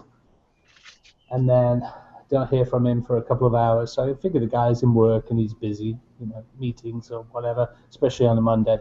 And that was pretty chaotic at our office on a Monday. So then I text him again, hey, how's 5 o'clock? And he responds, I might have to work late tonight. Don't know what time I'll be home. Maybe it'd be better in the AM. So I said, look, I can come later. Just, let me know. So he's like, okay, I'll text you when I get home. Like, fine. So I'm thinking, well, damn, that was a pretty good sort of interaction. It sounds like we sort of squared it away, and, we'll see. And I told my wife about it, and she's like, wow, that's amazing, because she knows full well what a Star Trek Next Generation costs. Yeah. So I text the guy at about 6:30 last night, 7 o'clock. Say, hey, how's your evening looking? Do you think it would be good for me to come pick up the machine tonight? And then I get that response. And somebody else tell me the response that I got. Send me a money order. No, not that bad. Somebody offered me XXXX amount for it. Exactly. So his response is, I've had 2 guys offer me $2,500 for this afternoon. So, now I'm having to think what to do. So here we are. We've all been here, or have all at least heard the stories about being in this situation. So I'm biting my tongue, and so I text him. I'm like, "Oh, dude, I went to the bank, got out the cash, got my truck ready. I'm basically sitting here waiting for you to text me so I can come pick it up." And then he responds back. He's like, "Well," and I said to him, I was like, people always do that. They tell you they're going to give you way more than you're asking, so they can push out anyone who's got there before you. And then when they get there in person, then they barter you back down again, and to try and sort of snag the deal. And he responds saying, "Yeah," he said, "maybe that'll happen, but I have to at least explore it. And let's circle around in the AM." So I was just mad. I was just mad all night, and I know I shouldn't be mad. This is the game. This is how it goes. We all know this is how it goes down. But I was talking to my wife about it. I was so frustrated because it's one of those situations where you either pick which side of the fence you're going to be on when it comes to turning an ad into a bidding war, right? You're either the guy that's going to try and offer more to try and push other people out, or you're the guy that says, "No, I don't do that," and I'm not going to do that, and I'm not going to be like that. And then when other people do it to you and you get pushed out of the deal with them doing it, it pisses me off because I don't want to feel like I have to do that to be sort of in the running for a game. It's like when an athlete does dope, and the other athletes feel like, "Oh, what do I have to do? Do I have to do dope now to even be able to compete in the race?" type of thing, So I was all pissed, and I'm like writing him off. I'm just like, fuck this guy. Yeah, fuck this guy. I'm just like trying to make myself feel better, Sound like me now. Fuck him. Fuck him. So I just sat there with in a bad mood for the rest of the night, watched a movie, and then went to bed. And then all the way driving to work this morning, I'm like, no, I'm not going to eat. I'm not going to text you back. I'm not going to text you back. Fuck you, fella. I have integrity. So you stopped by the bank. And I text him back. And, text just like, "Hey, I'm following up in the AM, like you said." And nothing. The guy just fucking ignores me. I text him one more time at lunchtime. I'm like, "Did you sell the game?" No. Nothing. No common courtesy? Nope. No courtesy. And obviously no integrity either. Yes. So that was my Star Trek I didn't pick up for $1,000 pin story. But you were still in a good position, though. I mean, if you said somebody had offered $2,500, I mean, you should have said, "All right, if 2 will get it, that's fine," because you still would have made a hefty profit on it, or at least traded it for something that you really wanted, and still would have been a good deal, even at 25. Well, the thing is this: I only had about $1,000 okay. to work with, so yeah, that's fine then. Push to that, and then the other part was I do already have one, so I mean I would have been getting it as trade bait, for something else. So, Mock, nice pickup on the Star Trek Next Generation pin that you got. Yeah. $2,500. I actually like that pin too. Yeah, we'll expect you to announce it next week. Yeah, I got the Star Trek Next Generation pin. If I had the money, I'd probably buy Griffin's Star Trek. I helped him move it in its spot. Were you there at that party that night? Yeah. Yeah, I drove it down. Yeah, we came together, me and Keith. And Joe, yeah, 4 drunk guys unloading a pin Remember that? uphill. Yeah. Shit-faced. That nightmare of a hill. That 500-pound beast out of the back of the truck. I love that video you have of the movers, and you go, "Okay, guys, just come up this hill. Let's go." Let's do it. This is where you earn your dollar bills. Yeah. Yeah, I've had a few movers turn up at the bottom of that hill and stand at the bottom and look up it like, what the fuck? And of course, I have a bad back when they arrive. Yeah. Conveniently. Yeah. So yeah, I don't know if it was someone messing around. Could have been someone fucking with people, because the ad is still on Craigslist now. Oh. Or maybe We didn't pull it yet. maybe someone did get it. For A lot of 20 people grand. never pull their ads. They don't even know you can do that. Yeah, There is a Takes all delete. in a week, so. yeah. So a little sad, but yeah, I went to work today and I worked on my bomb jack project and sort of got my mind off that while I was sitting around.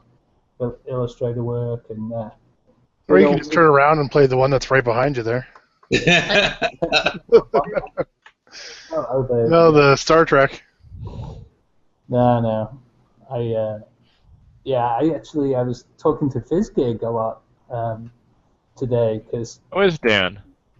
he's good. He's down. He's good. He's still down. He's Dan. Yeah. He has in his possession probably one of the only dedicated bomb jack basils that I've ever seen. And I looked for days on the web using every trick I could think of to try and find an image of one. Because usually, if I can find a picture of one, it's enough for me to be able to redo the art. I just need something to go off, And you can't find it anywhere. I challenge any of you with your Google foo to see if you can find a dedicated bomb jack Is there basil. a prize for us?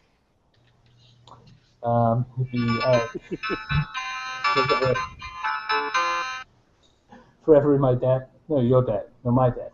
Do you guys? Speaking of that, any of you guys follow the thread on Clav about the guy who has been collecting high res quality artwork over the interwebs, and now he's got a site where he's charging people money to download other people's artwork that they've made? What a That sounds dick. about right. Yeah. There's this whole thing where he's asking your opinion, and Matt Osborne made a comment on it, basically saying, hey, this is kind of not cool kind of thing. And then I just put a big fucking rant saying, this is a dick move.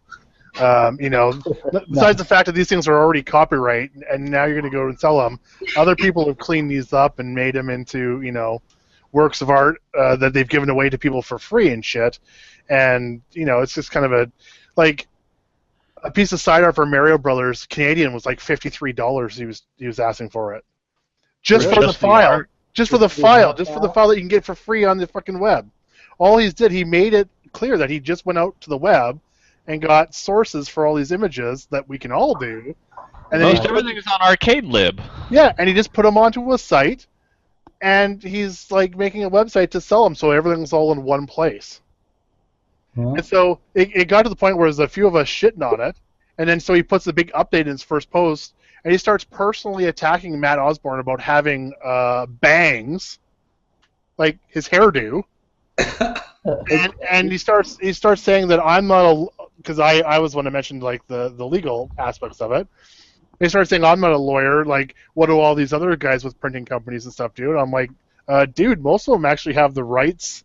They've purchased, the rights to the Atari films, or they've been given permission by the current, legal rights holders to stuff.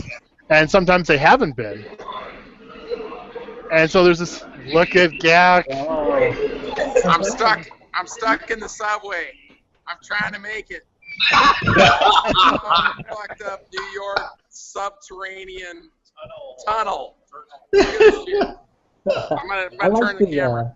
I like the on the road videos. A bunch of this shit in that direction, and a bunch of that shit in the other. I'm all fucked up. At some point, I'm gonna make it to this goddamn barcade, and I will call you back. Okay. I can't hear a word you guys are saying, but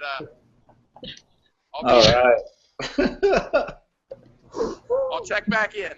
All right. Yeah, exactly. He heard that.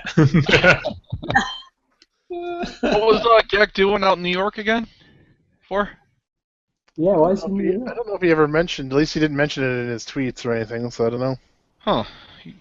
Okay. We just got attacked. We got you got to put the got GackAttack. We got GackAttack. Well, The fellas, Quack Attack is back, Jack. I got to bow out there, fellas. So. All right, night night, Buffett. Well, Buffett actually requested that I play this as his outro. We can dance, never things out of control. We can dance, doing it from wall to wall. There you go. I'm not going to pull a gleek and get us banned. Yeah. God damn it! I didn't mean that, you guys. Hell, pull a gleek. And sit all over the place. No. Alrighty, fellers and fellerette.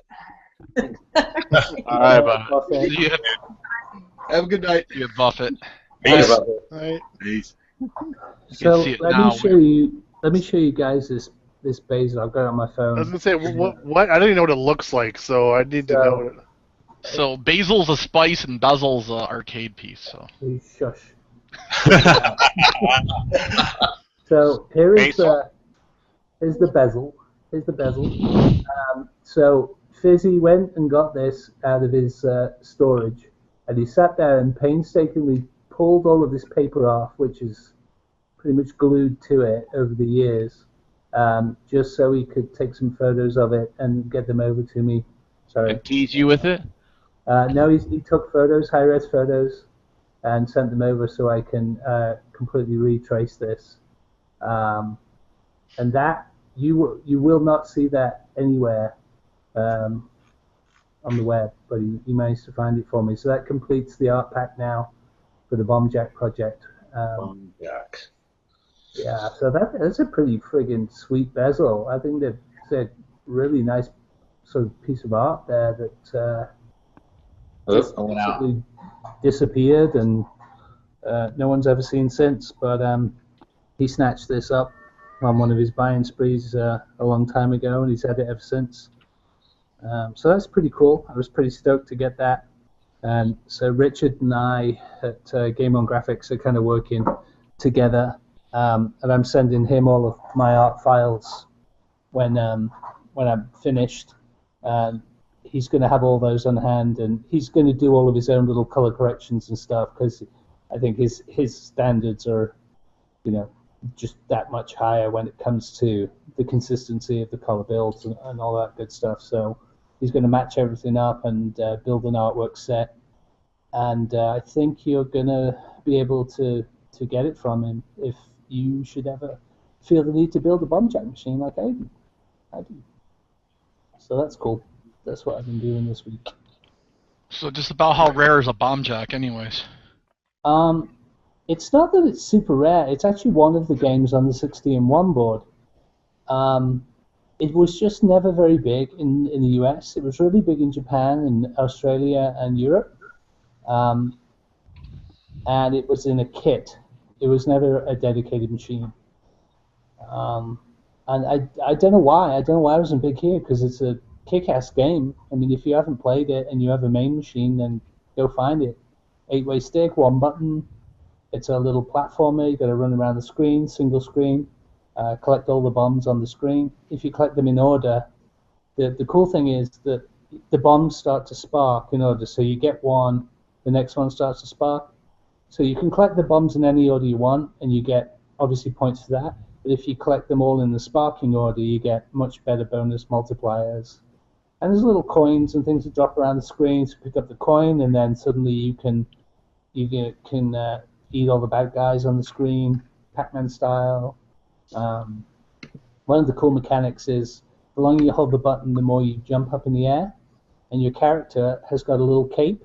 And then as you fall, if you tap the button really fast, his little cape flaps, and it doesn't fall as fast. So you can kind of use that mechanic to move around the screen. Based on your thread on Clav, Joel, I did download that on MAME and play. It's not easy. It's kind of a challenging game. Yeah, it is, and it's got great music as well. It's got Beatles, right? It's got Lady Madonna on there, the Beatles, and I think one of the levels has some music by Jean-Michel Jarre on there. So it's a sweet game. Yeah, it's really fun. So I'm pretty happy to be building one. And like I said, I'm going to try and take it to CAX if I can get some space on Tim Pauly's truck. We'll see. Is that it? That's it.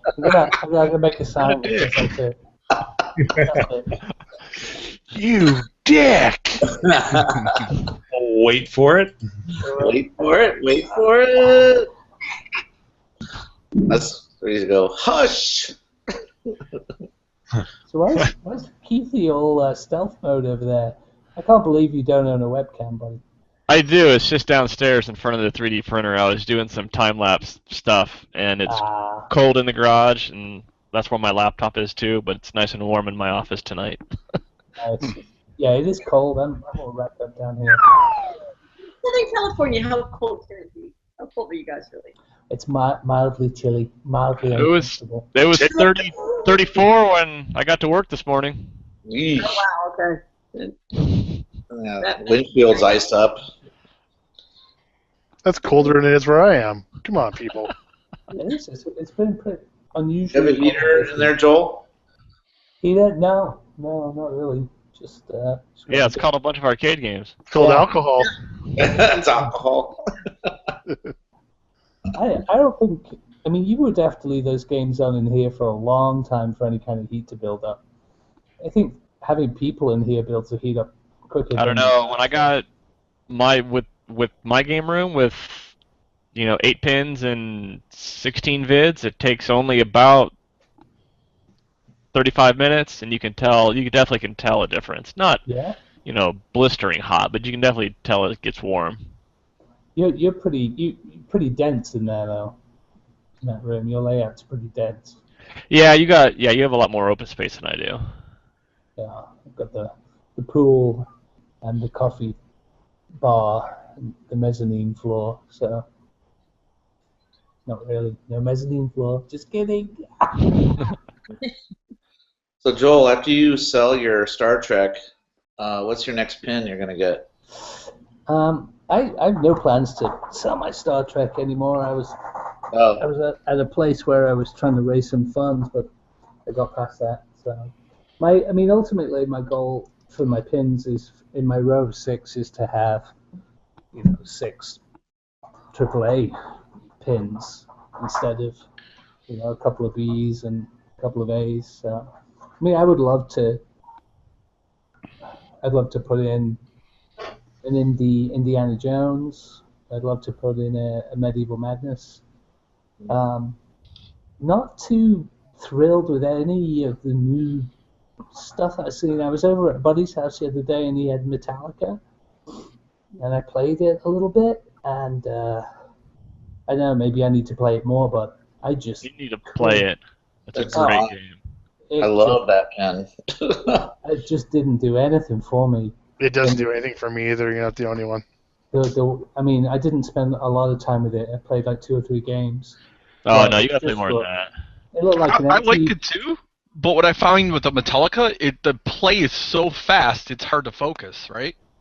Did you guys get that? It was like an empty playfield with 2 ramps to me. I didn't get it. I liked all that, but it was kind of fast play.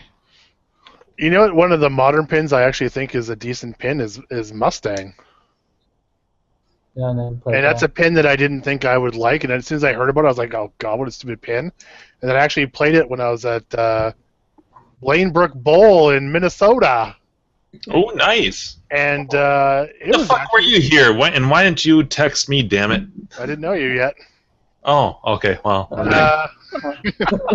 sit down. And yeah, I really enjoy. I've played it since then, but I really enjoy Mustang. It's actually a really good pin. I still haven't played Wizard of Oz. I really want to try it at least. It looks great, but Go to Coin Op Game Room. That's down by you. They have one down there. Yeah, mine that I sold is actually there now. Oh, okay. Yeah, I'd like to give that a try. It looks fun, but again, that thing holds its price like $7,000-8,000 for the LE. Crazy. Yeah, I got 8 for mine. Yeah, sounds about right. What's in your lineup right now, Keith? Championship Pub, Monster Bash, Cactus, Medieval, Tron LE, Metallica LE. Oh, somebody's stepping a duck. What else do I have? Iron Man. You sell Avengers? No, you sold that. Yeah, I just sold Avengers because one of these days the Hobbit will show up on my doorstep. But that's about it right now. That's pretty solid. Monster Bash, that's another one I haven't played. Oh, that's awesome. So many people say it's fantastic. I like that. I like that whole kind of 50s sort of creepy, haunted theme type of thing. You mean like the Universal monsters? Yeah, for me, I like pinball machines that are kind of campy and over the top. That's why I love Adams. It's so over the top and kind of silly and doesn't take itself too seriously. And so yeah, I looked at Monster Bash. I'm like, oh yeah, I think I'd kind of be into that. That looks like it'd be pretty cool. So I'm just gonna have to go over to Keith's house one day when he's not there. But you just ask me to leave, and I'll just leave the key under the mat. Could you leave? You leave for a while. Just leave me alone in here. Are you playing Medieval Madness a lot? Yeah. I've been playing off and on. I haven't had much time lately, but it's a good game. Yeah, I've hardly got to play that much. The trouble is you go to like the Pinball Expo or whatever, and there's a line around the corner and down the block. Yeah. Uh-oh. Caller? I'm walking like 10 blocks. I'll be there. 10-15 minutes. New York, New York! I think you need some music for that. All that walking. Hey, Gack, what are you doing out in New York for? Oh, he's gone. I was just gonna play St. Elmo's Fire while he's walking.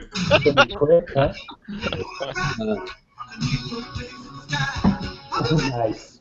Awesome. So what do you guys think? Wreck-It Ralph 2? Own it.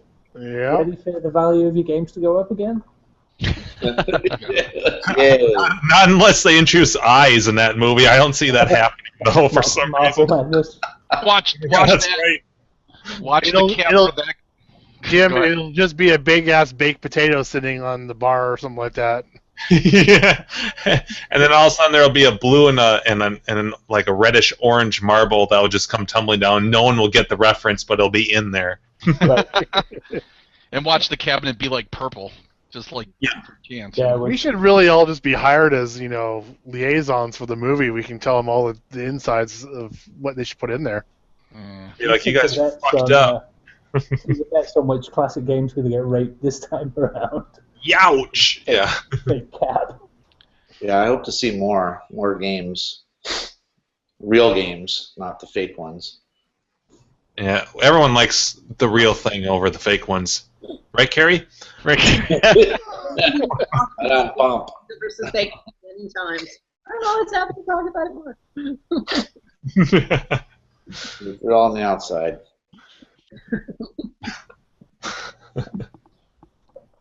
That's it. I'm taking a snagging it off, and I've got my little Fix-It Felix. Look at that! It's like a Fix-It Felix main cab. It's Oh, fun size. joysticks, and I think he makes sounds actually. Maybe.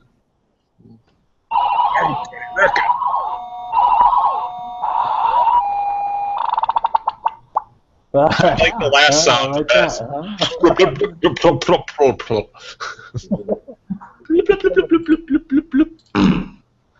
Somebody gave me that.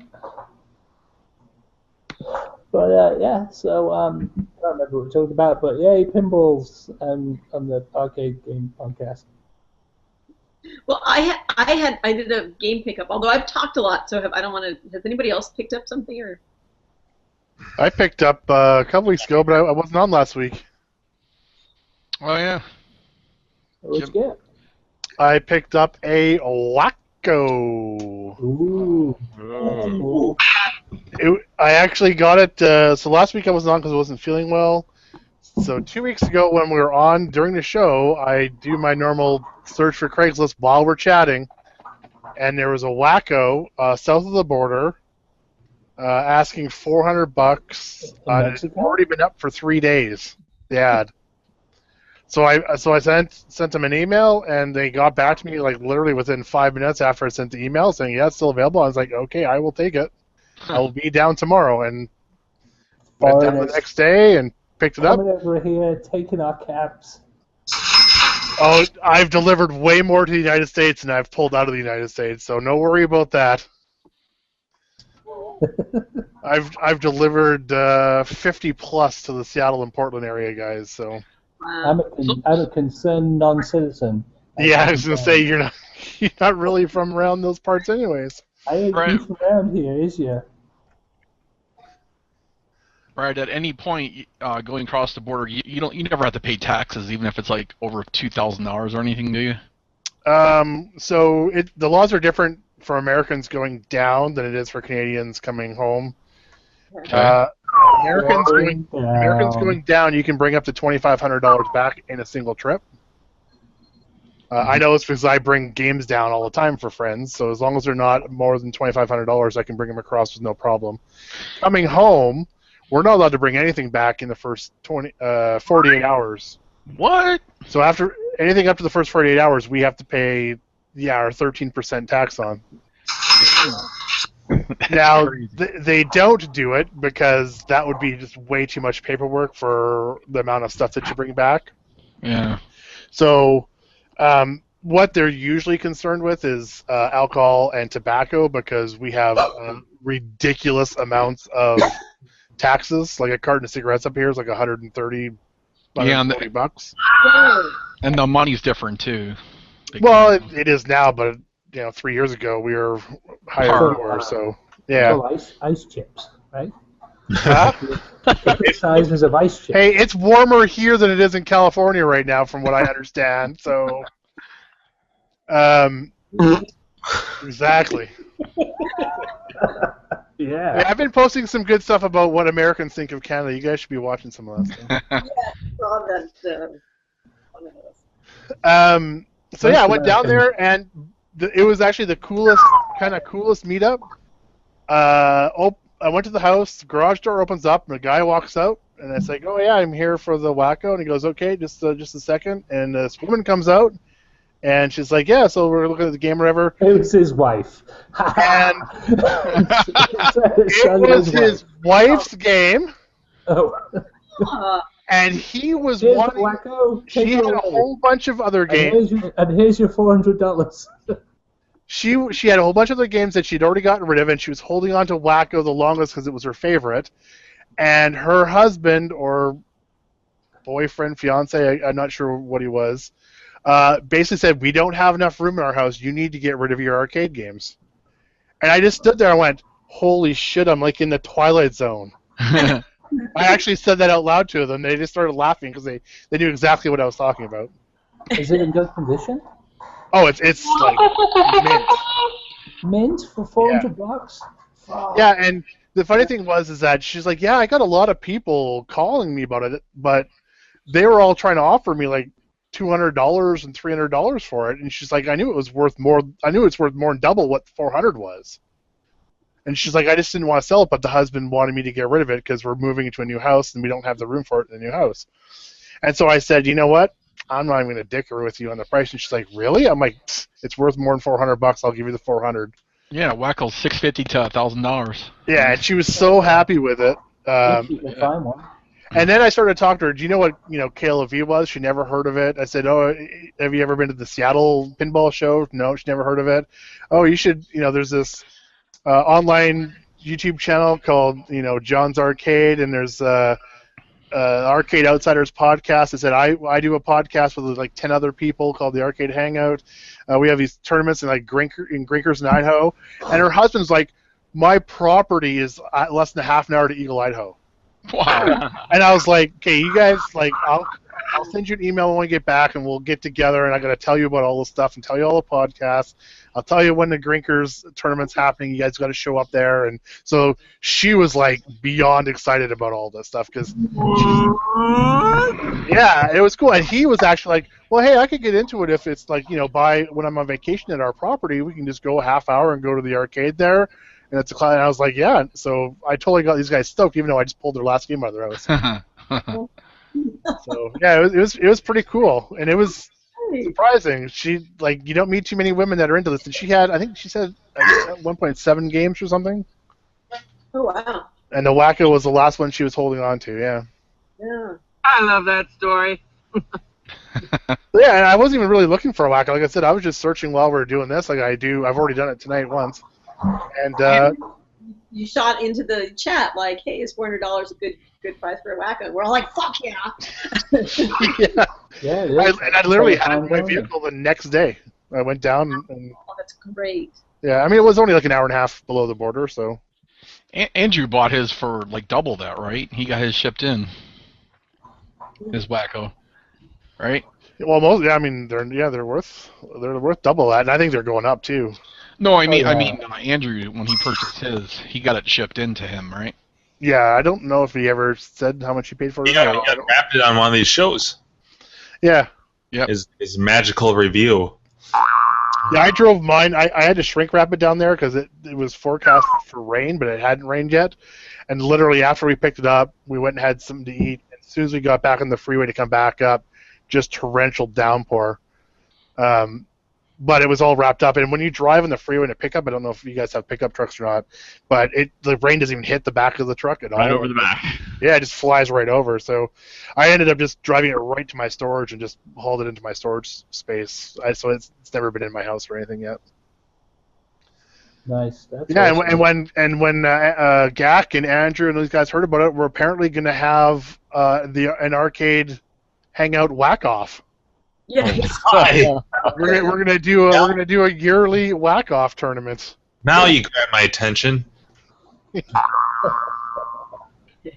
whack-off. It's gonna be the arcade hangout whack-off. Good times. Yes. Now I need to actually play it so I can get good at it. But other than that, no, you don't. You can lose. I'm sure you got a lot of practice. You guys stand in a circle on the machine. Well, yeah, we'll line them up in a big circle and we'll play the whack off together. Yes. We'll circle whack off. Wow. Wow. That's all I got. Yep. So that's my and they banned the show for music. Oh yeah. Well, that's evil.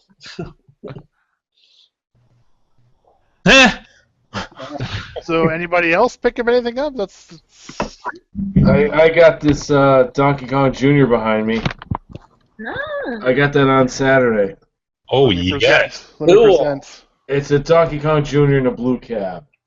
Nice. But I only paid $200 for it. Popeye. Popeye, right? What'd you say? If it's blues, I mean it was a Popeye? Popeye or I don't know. That's a good Donkey. question. It looks like a Popeye blue though. I don't know. Could be Donkey Kong. Yeah, it could have been Donkey Kong. Yeah, that's why I said it could be Donkey Kong. Well, there's two plaques in the back. One from USA, one from Japan. Hey Dave, yeah, the plaque is what's gonna tell you what the original game was. The plaque. Oh, in the back? Yeah. Yep. Yeah, what's the little That's the code on wrong it? music for Dave. This should be Dave's music. I love the Pee-wee. Love the Pee-wee. You know, I looked at this. I looked at this back in September 21, because I took photos on my phone, and the guy had. The only reason I got this is the guy had no pictures. It just said Donkey Kong Mint. He didn't have Junior either. He said Donkey Kong Mint game, and I called, and he was close to me, and I went and looked at it. He had no price, and I'm like, well, I looked at it like, well, it's a Donkey Kong Junior. It's blue. I go, it's not in the right cabinet. But it was he was playing it. And I'm like, all right. And I go, well, what do you think? He goes, well, I'm thinking like 600. I go, I'm kind of like a $300 guy, just because it's not, it's good, but it's just not in the original cabinet. And I have a Donkey Kong. Exactly. And then, so I said I'm a $300 guy, and that was kind of it. So, like I said, there was one ad, no pictures, and he just gave me his phone number with the email. Wasn't talking by email, just give me his phone number, and I called him. So that was kind of it. And then he called me like a week later, and he's like, whoa, what are you thinking about this? Kind of like a crackhead type of guy. And I'm like, to be honest, I said 300. I kind of maxed out at 200. That's really kind of all I'm thinking. And then he goes, you wouldn't give me 250? I go, no, not really. I go, it's a great game. I go, it's not correct for what it is, and it's just that's all. That's where I'm at. So I didn't hear anything, and I kind of thought that was September. So a week ago, I got an email and saying, I really need money. Yeah. Wow. Yeah. I really need crack. Negotiating. Yeah. I know, and I should have negotiated more. Where's the bong sound, Jim? Well, no, I just played Dave's sound right here. Give me a Keg. beer. So that's the email I got. So I'm like, he sent that, okay, like a week ago. Yeah, like, so maybe Saturday or whatever. He sent it. I didn't respond for a week. He sent it over the weekend, Saturday or Sunday. I didn't respond till the following Friday. And I'm like, and I call him, and he's like, yeah. And I'm like, well, my $200 offer still stands. I didn't even offer less. And he's like, all right, when can you get it? And I'm like, well, I can come by tomorrow. So on Friday, I'm down here in the basement, and I'm looking. I'm like, God, I don't even have any room for another game. And then I had this old Sony Trinitron TV that I was holding on to. Then I'm like, my buddy was over. He's like, just get rid of that damn TV. I'm like, yeah, you're right. I'll get rid of it. But then I stayed up till 3 in the morning watching the movie The Town. And then I told him I was going to be there at 10, and I'm just like sleeping in. And I look at my phone, and then it's ring, and he calls. He goes, I'm like, oh man. I go, I'm sorry. You know what? I'm not going to make it. He goes, well, it's out in the driveway. And I'm like, it's out in the driveway? And I'm like, all right, you just saved some time. I'm like, okay, I'll come over. So when I looked at it in September, it was working. I mean, the monitor, it's got issues, but it was playable. And like, remember, I'm new on this whole arcade thing. So I get there, and it's in his driveway, and my Odyssey has a AC outlet in the back, but I was already on the road. And I'm like, God, I should have like brought an extension cord. So when I get there, I'm like, well, do you have an adapter? Because I only have the 2-prong. And he's like, no, I don't got none of that. I go, well, oh, fuck. I go, how about a screwdriver? Because I didn't bring any tools. And I'm like, I just want to look and make sure everything's in here. He goes, what do you mean? I go, well, I looked at this 4 months ago. I just want to make sure. I don't know what's going on. So I look inside, and everything's there. I bring it home. As soon as I put it in the car, I have buyer's remorse. So I'm like, I don't even want this. I mean, I do like Donkey Kong Jr., but...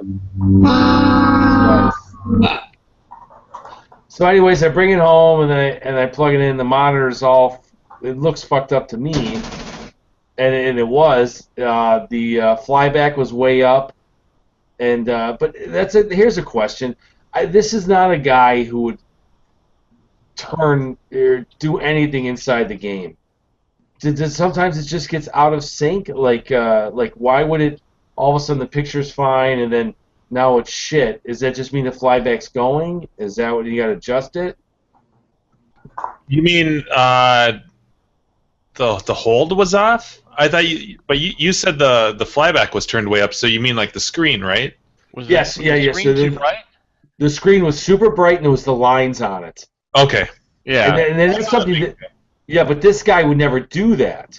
Like you could tell, like he's not going to go in there and like why? What does that just go out of whack, or does that go out of adjustment when it's going bad, or it's just something you kind of. Usually it's the other way when a flyback is going. It's going to get dimmer, not brighter.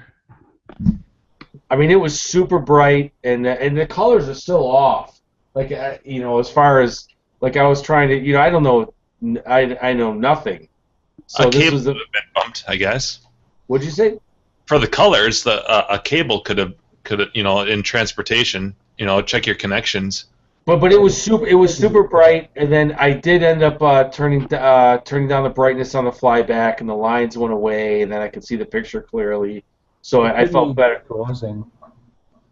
What was it, Griffin? It could need degaussing if the colors are they all kind of rainbowish across the screen?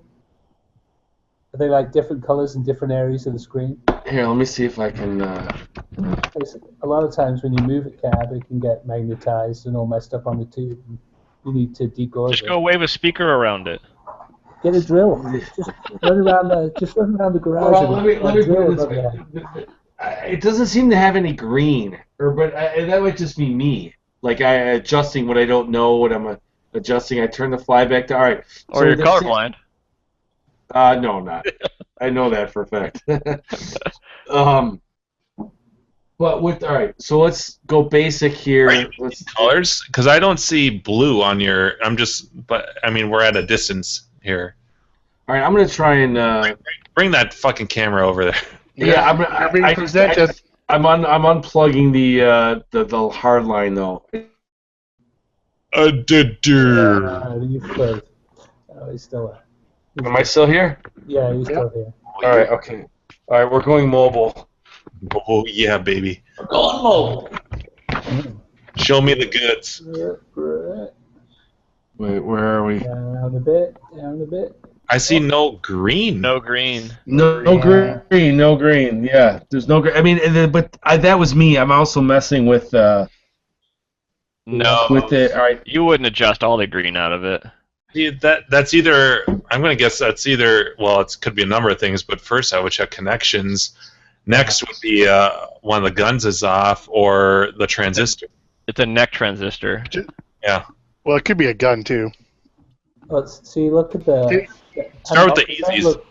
That looks pretty gauzy to me as well, unless it's the camera. Look at all the rainbowing up and down the line. You. GackAttack. What's up, guys? I love it. Am I coming in here? Oh, I'm gonna go ahead and turn around here. I finally made it. Are you ground control? No, I'm at Barcade in New York City, New York. Bonus. I'm like a 15-minute walk from Times Square. What are you doing out there? I'm here on business. I work in the LED sign business, so I do like all those jumbotron bullshit in Times Square. Oh, okay. It's just my paycheck. That's all. Nice. But so I gotta show you guys this real quick. I'm like walk over here. See if I can get this in here. Yes. Am I doing this right? Slither. See this game right here? Okay, you can't read it. Slither. Okay. Slither. Nice. Wow. Never seen Slither. That is like I think I've only seen like 3 of those ever. And somehow they have it here in a barcade. Huh. So I'm pretty excited. It's a Tuesday night, so it's pretty dead in here. There's maybe 10 people. But I don't know. You guys want me to walk you around, or? Yeah. Sure. Yeah, can you hold my hand too? All right. Here's my hand. Oh, All right. So I'll just kind of point the camera over here and just kind of walk along. Slither, Super Mario Brothers, and of course a Fix-It Felix Jr. Of course. And it appears to be a original Donkey Kong, I'm guessing. Boo. At least it doesn't have an LCD screen. True. It's got an actual arcade monitor. Here's another rare one. Escape from the Planet of the Robots. I want one of those. Yeah. Me too, Very cool. totally. That's fun. So I'm gonna definitely get a game or two on that tonight. Walk around. Let me go across here. Black and white game. We got basketball. Wow. See that? Crazy. And here's another one I really want to play. Can you see that food fight? Right. Right. And it looks like, really nice shape joystick. I believe that's original. Let's turn around over here. Wow, only 371 robot monsters. Golden were made. Axe, Revenge of the Death Adder. I've never played that game. No idea if it sucks or not. We got you can see that the 4-player Pac-Man Battle Royale. Yep. Yeah. Another classic. Trying to figure out if you see my hand here. Is that water or someone wasted a beer? I'm about to get pissed off. How dare them? How dare they? Here's you can't see the front glass windows. Teenage Mutant Ninja Turtles. Oh. Nice game. Well, actually, it looks in pretty good shape. Thumbs up. Yeah, that's right. Heroes in the half shell, to the power. Heroes in the half shell. They're singing along with you. They got it. We got Hubert here. Drink your fucking beer already. Drink it. Don't give me that bullshit with your suit bullshit. You're an arcade gamer. Fucking drink that beer already. 6.4. Yeah, it's Tuesday night. We gotta. All right, give me a fist bump. All right, there we go. Cheers, buddy. I got a bunch of arcade nerds that are all over the world, actually. Canada, all over the United States, sometimes Japan. Yeah, we have these games in our own personal collection. So. Which one?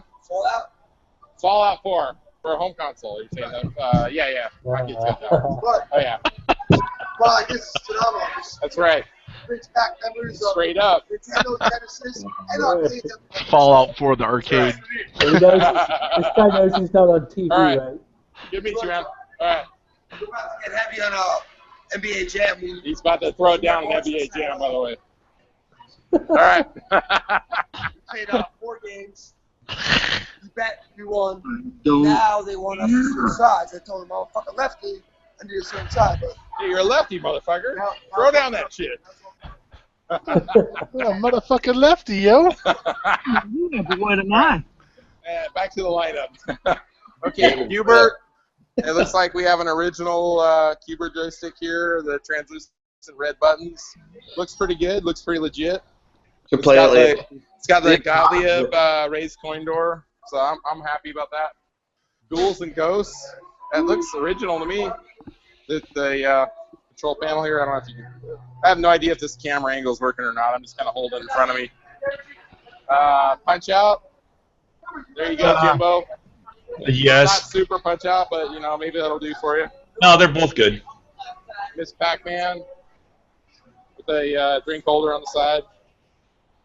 Life Force. I don't think I've ever seen. It's in a Tato cab.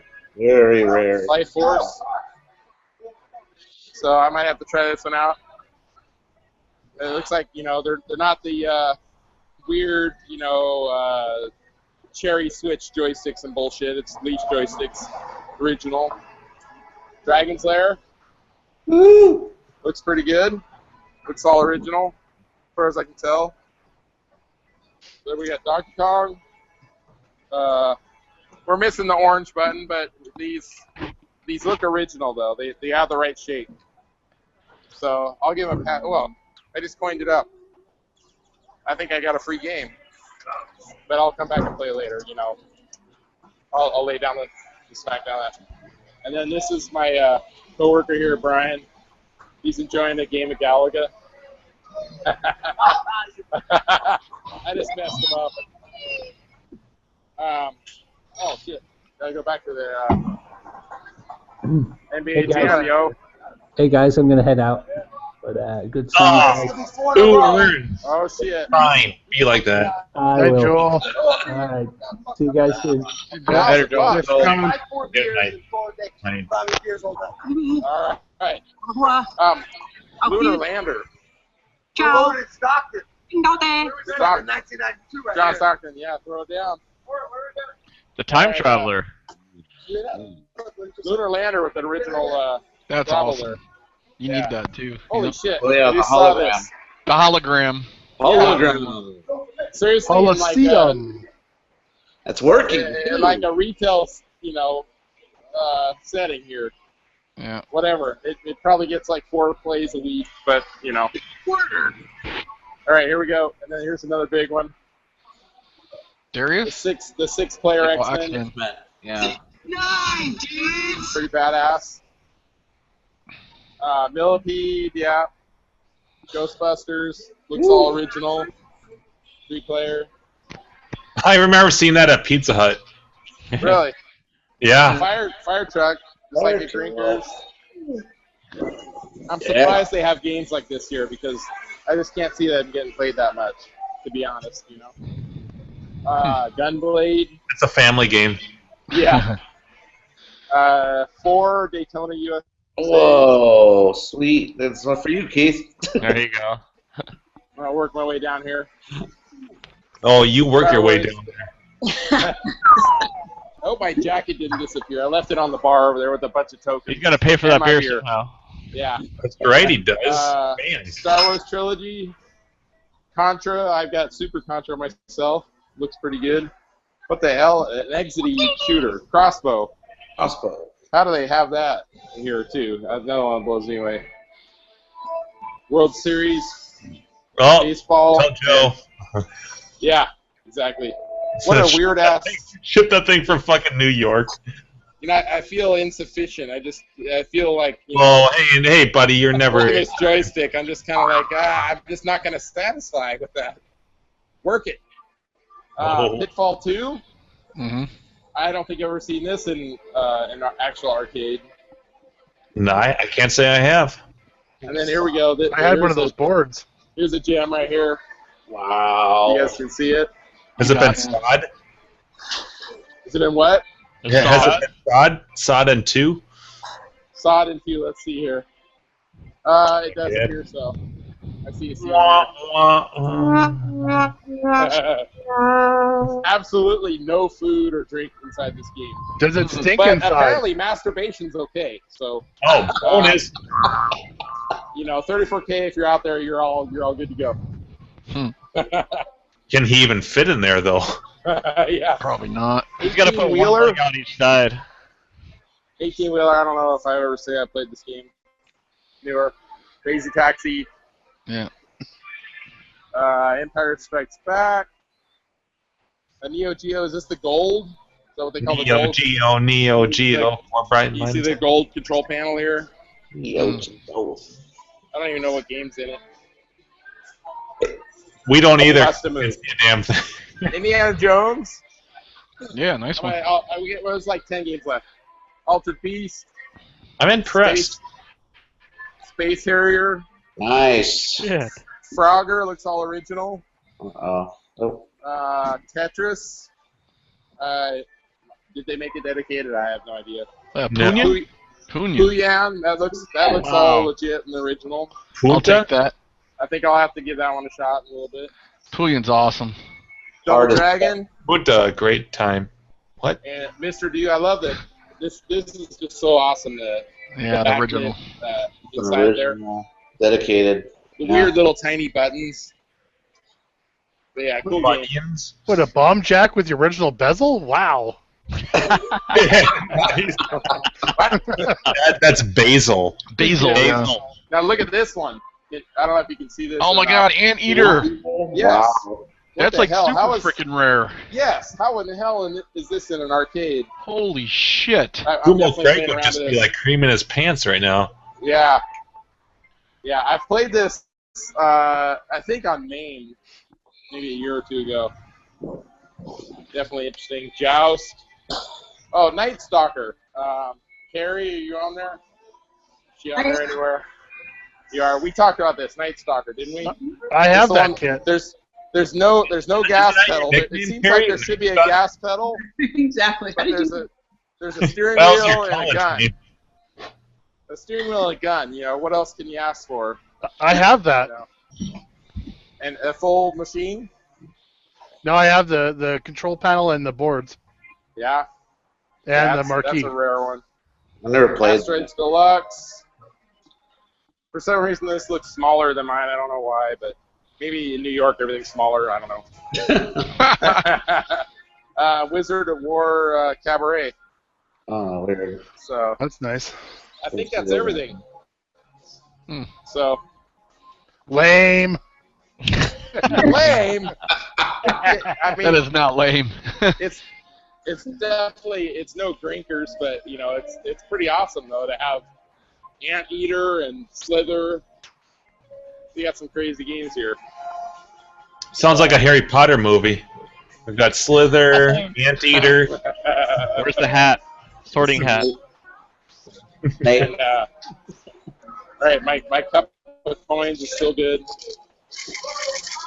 Your currency is always good for me, Buff. Are they on tokens? Yes, it appears so. Are they special tokens? Like they have their names on them, or? I'm trying to see if Ooh, they are or special not. tokens. Are they mag tokens? The I just saw some arcade got tokens that it has Walter Day on it. Hey, boy, what the hell? I can't. Yes, they say barcade on them. They definitely say barcade on one side of the token. Nice. Yeah, there's some arcade back east that they just got permission from Walter Day to have his image on the back, like instead of the president or the queen up here, it has a picture of Walter Day on it. Wow. Sorry, I Cheers, missed that. guys. Cheers! Cheers! Hey-o. So I sent 34K a text message. Apparently he's in Florida right now or something. But he's naked. Yes. Or He's got at his least prior- I'm hoping. As long as he has his priorities straight. So. Yeah, last I heard he was wearing glasses and in his PJs, and he's the same height as Bubba Smith. These are all facts that I'm reading right off my phone as we speak. So yeah, I don't know. I'm pretty hammered to be honest with you. I'm glad I'm not the only one, Gak. I was. I missed you. I'd give you a big old squeeze. I was following you on Twitter. You started drinking at 9 a.m. Woo! Yes. Bonus. And one of the managing partners for the company I work for took us out for a bunch of drinks tonight. So. Did you break the seal already? That's the real question. Break the what? The seal. The seal. Yeah, don't do that too early. All right. I don't know what that's code word for. I'll have to look that up tomorrow. That's Joel. I've broken a couple dolphins before. Is that close enough? Or are we talking baby seals? I don't know. No, we're talking about. I think we're talking toilet seals. All right. Have you? You're just pulling my leg. You've never heard that expression before? Break, Broken the seal, no. when you break the seal, the first time you have to piss, and you've been drinking, and then after that, it's all like within like record time, like a few minutes later, because it just keeps flowing. No, it goes. You have to piss more often after you break the seal.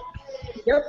So you're like holding off for a while. Is that a Midwest? Am I the only one that's familiar with that? That's like a. Is that a Midwestern thing? I've never heard it. Never heard it. No, I haven't heard it. Gak's hammered. Yeah. Like I said, I need to look that shit up. I don't remember. Well, at least around these parts, when you've been drinking a lot, people are always like, "Oh, don't break the seal," because the first time you piss, following that, you'll be pissing all night, like every 5 minutes. Yeah, I agree. I'm on the same train of thought. Yeah. I'm about a 6 beer guy, and then I gotta So break it. Dave breaks the seal every time he's on the show. I like the summer months when he's out on his front lawn. Backyard. Backyard. Backyard. With the Barbie mobile light. I know. Actually, that's a good point. If it was the front lawn, hopefully you're not in a busy neighborhood. No, it's people are just driving by. Hey, how you doing, Ted? Has anyone else here ever played Slither, by the way? on ColecoVision. Yeah, same here on ColecoVision. So, I don't know if you can see this, but there's like 2 fire buttons here. Can you see my hand here? Yeah. So I really think this is honestly a better game than Centipede Millipede, because you shoot up and down. Oh, and wow. then you can scroll all over the whole screen. You can go all at the top, down the bottom. The gameplay is very similar to Centipede or Millipede, but it gets totally crazy. Very, very insane after a few minutes of play. I love it. I wish I could find one. Maybe I'll try to steal this one later tonight after the. I was just gonna say, I think you just found one. Yeah. Yeah. Somehow I'll shimmy in the plane for the ride back. Hey, Gack, Yeah. was that walking distance from Times Square? You said you walked? It was supposed to be. So here's the story. My hotel is like 10-minute walk from Times Square in one direction, and then the barcade is a 15-minute walk in the other direction. My coworker who was playing Gallagher earlier was like, "Let's try the subway. We should be able to get there faster." All right. Of course, we went the wrong freaking way. 5 minutes in the wrong way, and then 5 minutes back, and then it didn't save us any space. It's still a 10-block walk from any subway. So got here eventually. But yeah, it's my first time to New York, and my first night actually. So we'll see how this works out for me. New York's fun, man. Enjoy it. Food is awesome, and it's great. I love New York. Yeah. I already ate at Virgil's, a famous buffalo wing type place. Yum. Had a couple beers, a shot or two. That a boy. We're proud of you. Yes. I support this message. Yeah, so we're live, coming from Barcade, New York City. And New York City. I'm calling you guys out to do one from wherever you can, whatever barcade type place you can find. Well, I was about to do a tour of my big establishment here, but I didn't want to take up too much time. Is that all it's called? Is Barcade? That's Yes, the name? and so the story I understand. Oh, is, original. yeah, no, this is the original Barcade. Well, not this location. It started in Brooklyn, New York. There's 3. No, there's 6 now. The guy told me. I just Brooklyn. talked to the bartender here, and so I think it was roughly 10 years ago they started the one in Brooklyn, and they actually copyrighted the name Barcade. What? Anybody else? Yes. There's a little. If you look it up online, there's a little copyright logo thing. So they've expanded out to it was either 5 or 6. I think you said 6 locations now. And this location. Wow, that's really original. I just started up an arcade. It's called Arcade. Come on out. I think I saw something about the original owner of this place. He used to be an operator way back in the 70s and stuff. And he got pushed out of business in like the 90s, and then they all of a sudden decided to open up for the resurgence of retro games. What kind of operator was he? Was he like an arcade operator? Yeah. Or how about... He might have been a smooth arcade operator. How about that? Well, there's only one smooth operator as far as I'm concerned, and his name is Andrew, and he is not here. Yeah, But he is- apparently this guy is supposed to be like along the size of Todd Tucky. Like he's supposed to have been around forever and had thousands of games and all that kind of stuff. Yeah, I don't know. All I know is they do have, I'd say, a third of their games here. I'm pretty impressed with for a commercial arcade setting. Yeah, and they all look pretty decent and like dedicated. I'm pissed off at myself though, because I left my house this morning at like 4 a.m. and I'm about halfway to the airport, and I'm like, son of a bitch, I forgot to bring some stickers. I wanted to bring some drinkers and some Arcade Outsider stickers, to selectively place them. Hey, we should get some Hangout stickers made. Yeah, that worked too. Should come up with a new logo and shit And T-shirts too. Lots about t-shirt designs and logos and things too. So I'm just looking. They only have 2 locations in New York. And one in Philly too, Brad. They have one in Jersey. He told me they're opening one in L.A. actually, Moth. He said they're working on it right now. They're going to be opening one in Los Angeles of arcade. So maybe that's their 6th location. No, they have Brooklyn, New York, New Jersey, Philadelphia, New York, which is one you're probably in. Yeah. St. Mark's Place, and New Haven, Connecticut. And he said they're about to open one in L.A. So that'll be number 7. Okay. Yep. Are they playing some 80s tunes?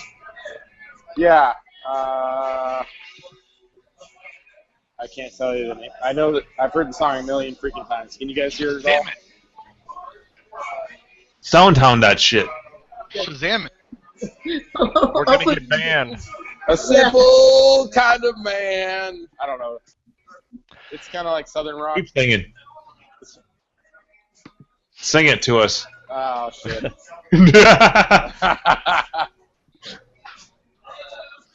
Hey, Go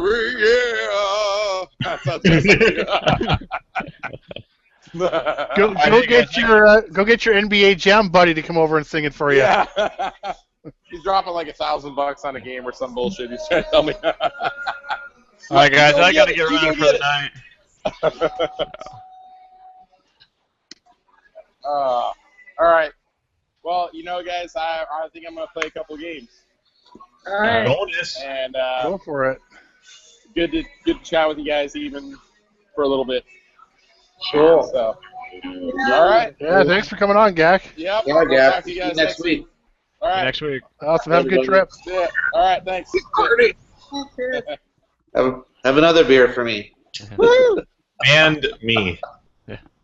All right, guys, that's kind of my cue too. I gotta get running. I gotta get up at 4:30 again, so it's gonna be another early morning. Wow, look at those feet. That's pretty impressive. What feet? Oh, you're talking about my image. Your image. Whoa, hey now, what kind of business are you in? Not the bathroom business. The bathroom business. Sounds like an appliance.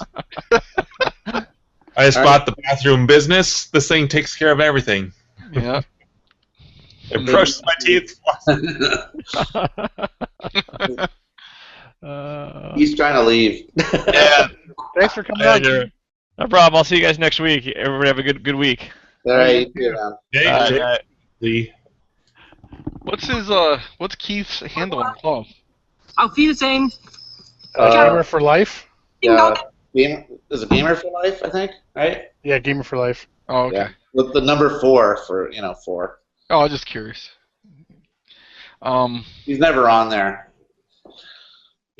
So what was Carrie's other pickup she was saving? Oh, yeah. Yeah.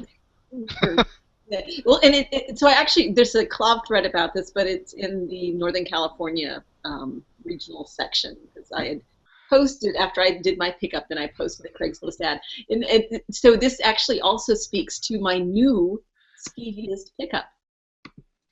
So remember, that was kind of one of our open items. Devious? No, it's not. No, but that would be good. No, it's not as easy. No, skeevious. It beats my pickup of the pinball from the So this was a Craigslist ad for that just, I think it said something like, variety of arcade games and pinballs, and clicked on the link, saw there was a picture of a Gravatar, which I don't need a Gravatar, so I did this pickup actually for a friend of mine who I said, hey, look what I saw, which is just my own damn fucking fault for saying anything. Anyway. So bottom line, I end up texting the guy in the ad, and hey, Gravatar available. So it starts out pretty funny. So the pickup is in downtown San Jose, which is there's nasty area of San Jose. This is it. So I'm pulling up, and I've been texting the guy, and at some point I said, oh, by the way, my name is Carrie, so that he would register actually while I'm on the way that, hey, maybe I'm female. But you are the Carrie. Yeah. my lighter ready. These moments. Although maybe it's wrong for me to lighter my own song. So I pull, but it's the funniest damn thing. So I'd said like I'm 5 minutes away kind of thing. So I pull up and I figure out, oh, there's the house, and there's this guy standing out front, clearly looking for someone, looking for me. And so as I'm pulling up, I spy a parking spot, and I wave at him. I make eye contact, like, hey, and he's like, but is still clearly looking. It never registers to him that it's actually he had been dealing with a woman. So I park the car and I start to walk over, and I'm like, "Hi, I'm here about the Gravatar." He's like, "Oh, you? I was expecting a man." No, usually are. So, but you get me. So we go down. It's an abandoned house that has chain link fence all around it, and in a bad neighborhood in downtown San Jose.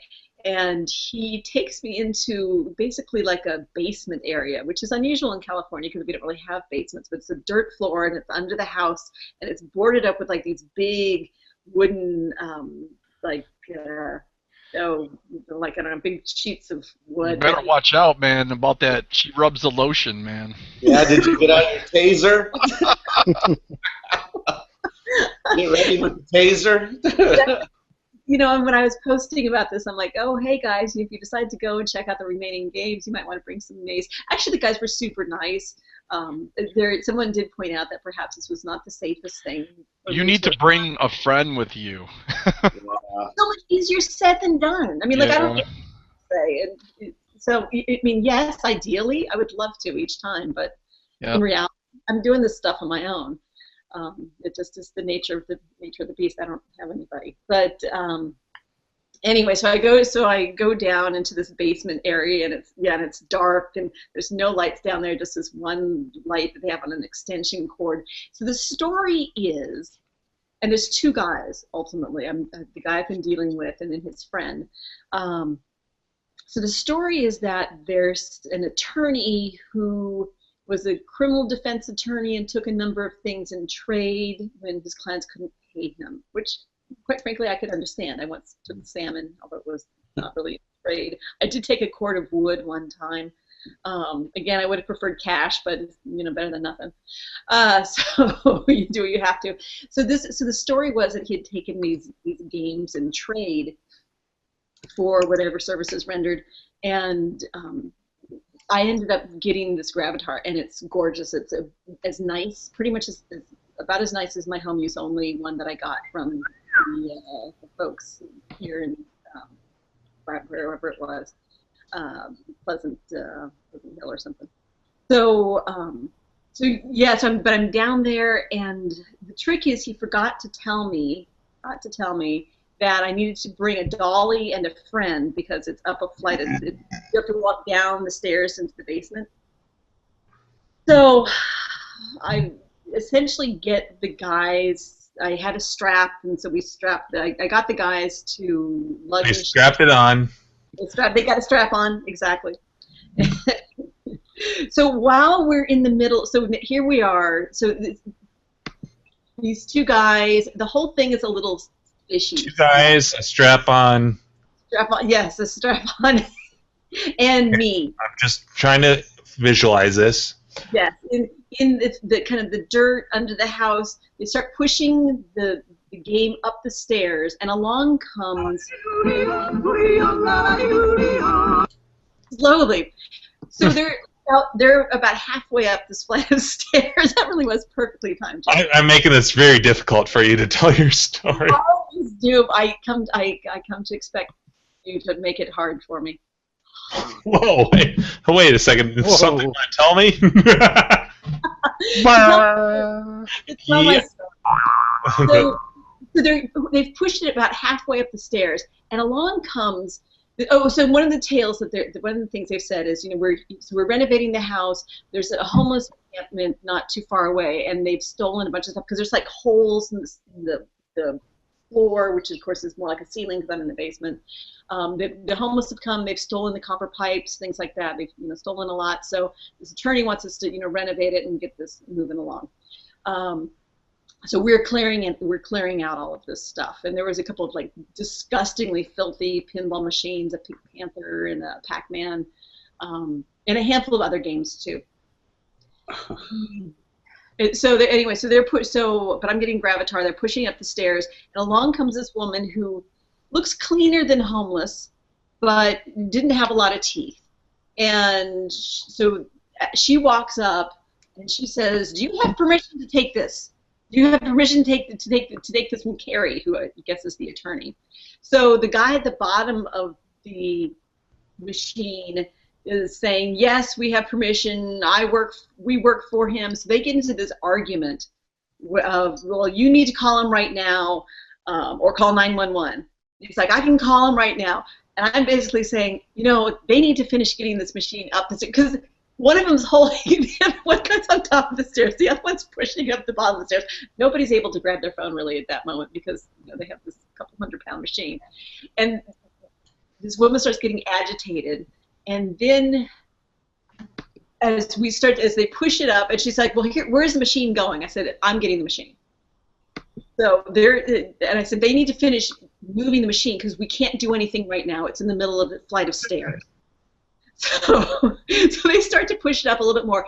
The crazy homeless woman who also claimed to have been this guy's the attorney's secretary goes running away at this point. So now they finally get the machine up the stairs, and also there had been some sort of conversation I had overheard between the two of them about how they needed to basically get this out and into my car so that somebody else didn't come along and sabotage the whole deal. So I'm already kind of getting the feeling that perhaps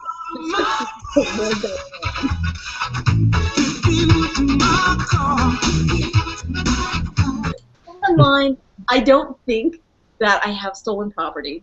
I do think that these guys have had authorization to do this. I think they were probably trying to get it done before their partner came back, and then they would probably lie their asses off about how much I paid for the game. So that part I do believe. And anyway, we got the game loaded in my car, and basically I took off like breakneck speed the hell out of there because I didn't know if Crazy Woman was coming back. I didn't know if partner dude who was going to get cut out of some money was coming back. I actually forgot my strap on site, so that's what I wrong. Wait, what? I didn't even have that sound queued up. We're just going to have to settle with this. So it was, so it was a rather exciting, potentially harrowing experience, but it was good. There was a gyrus that I was really, really tempted by, and I thought of you, Brad, and gyrus, but alas, quite frankly, couldn't do it, eh? I would have to go back. It's a good schlep, and quite frankly, the stairs were part of the issue, because it's not easy to I would have to get them to get that out of there again. You need to buy a dolly, Carrie. I have a dolly, but I would need the second person to help me push it up. I can't do it by myself. Pickup truck with a winch. Yeah. Wench? I'm the wench. Wait a minute. What happened? I can only hope that I don't get to the point where I'm buying so many games. That's where we are. And to be honest, Gravatar is still in the back of my car. I've been driving my other car to work because I'm waiting for. I technically. Baby. That's expensive storage, Carrie. I know. I'm just gonna find buying more cars to store my games in. Just fuck it, I'm just going to get a car per game, and it'll be good there. I'm waiting for the movers to come on Thursday to take out the pinball machine. I mean, I do have room for it technically in my garage. It's more comfortable for me to do repair if I don't, that pin takes up the space of 2 arcade games. That's the problem with the pins. They're so big and they're so expensive. So anyway, but I posted the link on Club after I grabbed my Gravatar and said, hey guys, here's the other games that are there. Guys, go down in the basement. You two can get a game. So I posted that, and someone responded that they had dealt with basically a couple guys with the exact same story in Sacramento a handful of months ago. So we're all highly intrigued as to whether there's some sort of, it would be a weird stolen property ring to go around and try to find arcade games because they're so fucking big and heavy. But that's for Mr. Mark. I'm sorry, Carrie. Did somebody say strap-on?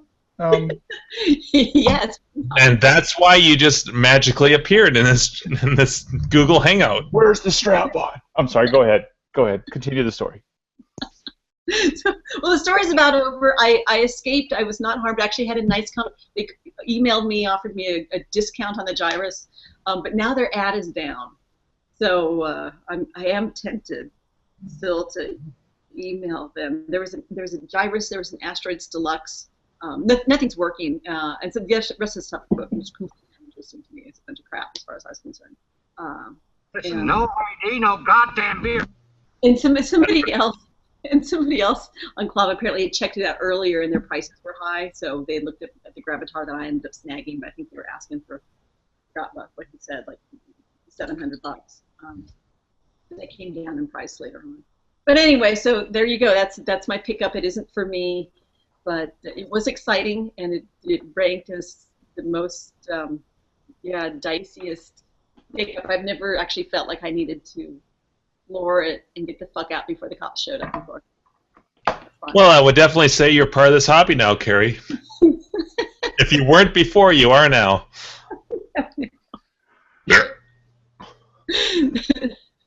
So welcome. You have a question. Hello, Mark. You have a question. That's her now. Hey, you guys. So is it time for me to answer my question? I mean, I see there's only like 7 people here. What happened? Yeah, 5 seconds. No. Okay. People have been dropping out. People had to leave early. Let's see. They're bored with us now. We're no longer the hip thing. You just our viewer base has went from about 18 down to 15, including the 5 of us. So we've been cutting like half. We went from like 20 to 10. Okay, we'll work on bringing. And you just missed Gak, who was live at Barcade in New York City. What? Yeah. What? Yeah. I want to go there. Okay, so Time Runner, part-time John's Arcade cameraman. That reminds me. I have to talk about John at some point. And let me cut straight to the chase on my. Forgotten Worlds. Yeah, that's right. Oh, fuck you. No, that's not how you sounded at all. Anyways, continue. Right. Williams, I would say Sinistar. I really want a Sinistar. I have the Williams board, and you can kind of play it sideways. But I'm definitely Sinistar would be the favorite Williams, and that would be because the former Circle K down the street from me had one for about 3 months, and I loved it. It was great. It was awesome being able to get a hot dog and also have this big giant head scream at you. Things are seriously wrong at Circle K. Strange things are afoot at the Circle K. Thank you. I knew you'd pick that up. All right, continue. My bit's over. Go. Well, I think that so is mine. So I don't have any. I wish I had. I'll have to catch the replay to see what everybody else. I assume everyone else is gone. With the that is correct, sir. Yes. Bam, bam, bam, bam, bam, bam, bam, bam. I like your background, Orange Whip. Where are you? He's in the studio where he makes all those videos that are. You can find them on. Well, it's a paid subscription, but Yes, it's a monthly paid subscription. It's on a clips for sale site. Yes. I don't know no, it's live stream. No, I'm in the same place I always am. I just renovations. excellent There's lighting. more crap behind me, so I put up a little background. Oh. Pay attention to that man behind the black curtain. Nice.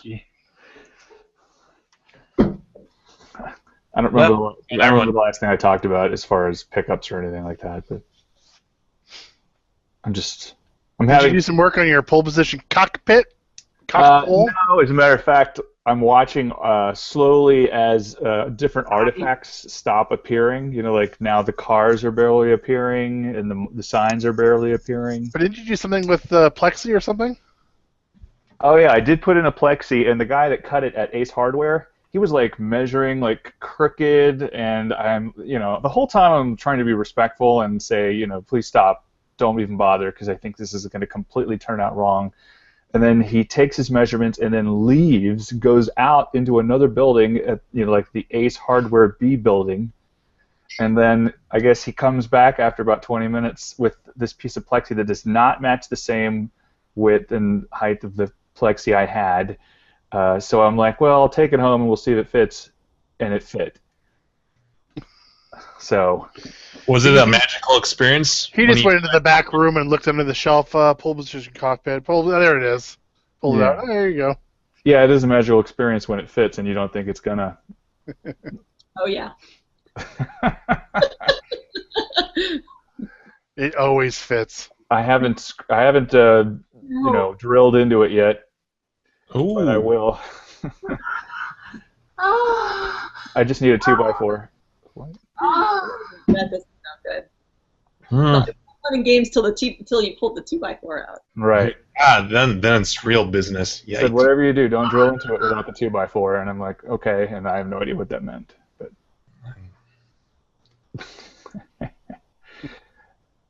yeah. Your reflection is mesmerizing, Mark. There's like two lights in the middle of the room. There, the old school 1970s. Well, you can kind of. That doesn't help.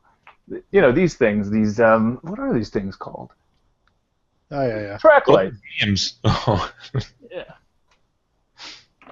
But we can see your monitor on your glass door back there. Oh, cool. Yeah, that's the arcade glass door. It used to be the little shutter doors, and they were awful. And so. The flux capacitor. Flux capacitor. I actually have time circuits in a box somewhere, but I don't think they wanted me to build them bombs, so I took their plutonium and term gave them a shiny case of 12 used pinball machine parts. There's a good video that these guys made where they film like from the Libyans' perspective. That's awesome. And they're like going to Photomat to pick up their photos, and it just happens that Doc Brown is in the parking lot. He pulls. And like at the very end, when they run into the photo, turn our headlights on. And what's funny is that one of the Libyans tells the other guy, "Just humor me and bring the surface-to-air missile, or whatever." So we might need it. Actually, what would be? That's a great idea. Be like, oh, fuck, that's right. And we have to turn our headlights on. Okay. Oh, hey, look at this Nerf gun we have in here. Right. And at the very end, when they crash into the photomat, their photos are actually, they fall onto their photos. And so they're like, hey, look, it's our photos. Why do they put the booth way on the middle of the parking lot? I just don't know. I know. And if you actually go to that parking lot, it doesn't make any logical sense for that booth to have been there. Because it's in the middle of the parking lot. And yeah. But it's a good thing to crash into, I guess. Sure. I'm sure they... Movie magic. Exactly. Whoa, ho, ho, it's magic. 200 million. I noticed that I was looking at how Star Wars has made so much money. Back to the Future only made about $202 million, and it took 284 days to make that much. So Jeez. Belongs to me. 21 gigawatts! I have no idea, but I've been wanting to tell somebody that fact since I figured it out earlier today. And I would watch that trilogy over Star Wars any day.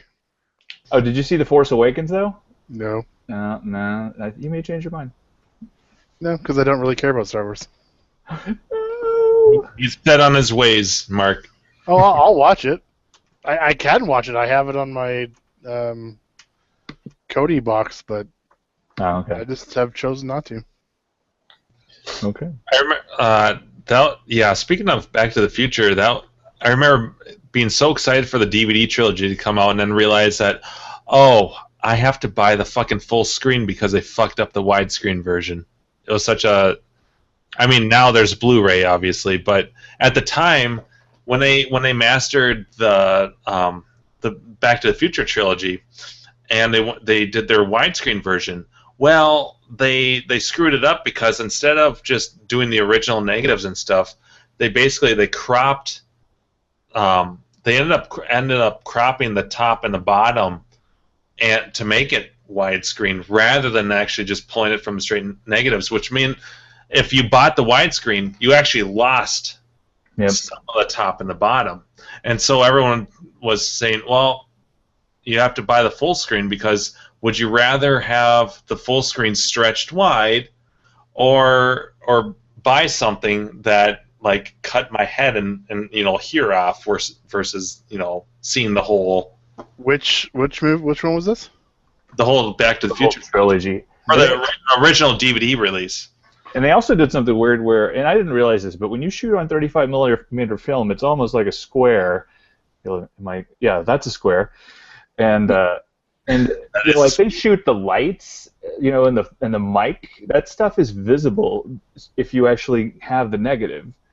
And there's some parts in the second movie where they didn't even frame right, and like the camera's like down too low. Oh, yeah. It was really weird. You want a really good. It's too bad Dave's not still in here. Pee-wee's Big Adventure is a clear example of how they fucked up with the VHS release, because if you look at the VHS release, which is the 4x3, during the scene where he's locking his bike up at the mall, in the full screen version, because they weren't paying too close of attention to that, you can see the chain being fed up underneath his bike as he's pulling it out. So he's got that compartment where this chain is supposed to be in that he's locking it up with. Well, in a full screen VHS release, you can see it being fed from underneath the compartment up. So he's just pulling it straight through, versus in the theatrical release, that's cut off. But they weren't paying attention to that when they released it. So there's a similar thing with Willy Wonka and the Chocolate Factory, the 4x3 that came out a long time ago on VHS, I think it was, when Violet Beauregard turns into a blueberry. Oh, yeah. In the far shot, you can see the hose going underneath her leg, and you can see the air that's being pumped into her, see the hose. So sometimes they would shoot a movie that way, and it was already a 4x3, because they knew ahead of time that they were going to bring it to television. So in theater, it was a cropped version, which is kind of weird. So it kind of depends on how it was shot, if it was 4x3 or not. So right. It's kind of weird that in Willy Wonka you can actually see the hose. What a pain, though. Like, that brings up, what a pain that must have been for filmmakers, before even HD TV, like, not even that long ago, but still, like, when you're doing this dual release, and, you see, like, the behind the scenes and camera guys, and they have the mat taped out on their display, so they know, okay, this is the frame we're working with, that we have to frame things in for 4x3. But like nowadays, you don't have to worry about that. Everyone's got HD or a 16:9 TV of sorts, and that's kind of a thing of the past. But man, what a pain in the ass that must have been back then, to have to pay attention to both those things and somehow make a good movie that worked with both pan and scan and just widescreen. And actually, widescreen didn't really become a thing until like the late 90s at best. Like when DVD was just starting to catch on, I feel like that it didn't really even like become a thing until then. Like I remember going into like video stores, like Media Play in Minnesota, which doesn't really exist anymore. But they were the only like big department store that had a huge selection of oddball movies, and you would see, what's this widescreen version on this VHS tape? What does this mean, widescreen? I didn't even know what that meant. Yeah. And then after DVD had been out for a little while, people were buying widescreen versions, and they were still working with a 4x3 TV. So you're looking at this little thing on this. It's just it's funny to look at, but you're still seeing everything that they shot, though, right? It wasn't getting cut off. No, it was just you're looking at a smaller picture. Yeah, with the bars. Right. Yeah. And it was so hard to explain to people why there's black bars above and below on the VHS tapes now. But no, I swear this is better. No, I don't want to see the whole thing. I don't want these black bars. It's like, fuck. Yeah, my parents used to think you're cutting off the video at the top and the bottom. It wasn't actually gaining the left and right. It was just the opposite. Yeah, the 4x3s. Like a good example is Star Wars, when Han Solo and Chewbacca are sitting in the bar and the stormtroopers walk by. There's aliens on each side of them sitting in a booth. And in the cropped 4x3, you don't see any aliens. You just see Han Solo and Chewbacca sitting there. So, yeah, you do lose things. It's just people just didn't know. They thought, oh, I'm losing it on the widescreen, But no, we're just trying to shrink it down. It was so hard to explain it. I'm trying to explain it to my parents. I'm like, no, widescreen, you see the whole thing.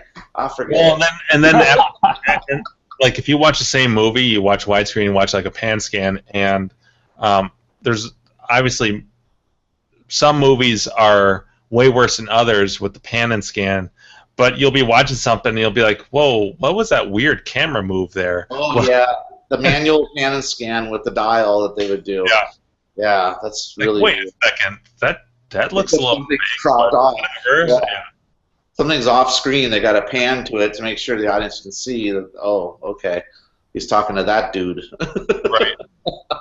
It's really bad when two people are sitting looking at each other at a table, and then the guys talking. No reason the camera way over there, all the way back, and it's just a weird. It looks weird because it's not a natural pan of the camera. No, it's a computer move. Yeah, so weird. But thank God everybody now has 16:9 ratio, and we can all be on the same page finally. Yeah, absolutely. So wait till Hyper HD comes out or Super HD and 4K. Yeah, 4K. When 4K becomes a standard in about 10 years. Yeah, those expensive televisions. They're already starting to make 8 and 16K. Well, yeah, that shit's been out ever since like 4K was introduced. Like people heard about 4K.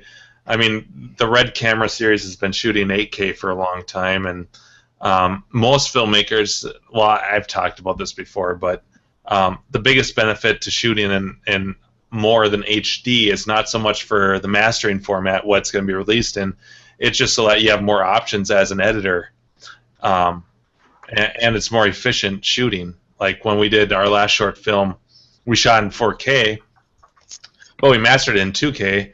But it's nice because you can shoot one scene and have you have your two heads like here talking to each other, and you can shoot it in one take, and then because you're mastering it in 2K, which is a dumbed down version of it, you can go to person 1 to person 2. You can have 2 close-ups and your wide shot all in one without losing any resolution.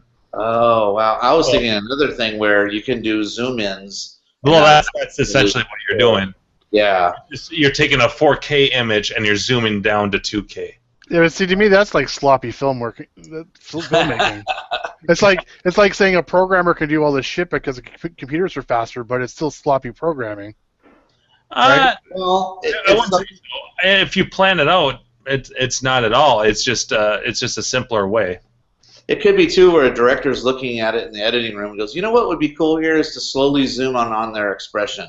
And they didn't think to do that while he was filming it. It just kind of starts to, he's just fiddling around with his editing tools and go, well, now that I have a 4K image here, I can zoom in on it. It's not going to lose resolution, so as long as I don't zoom in too much. But it just gives people more options.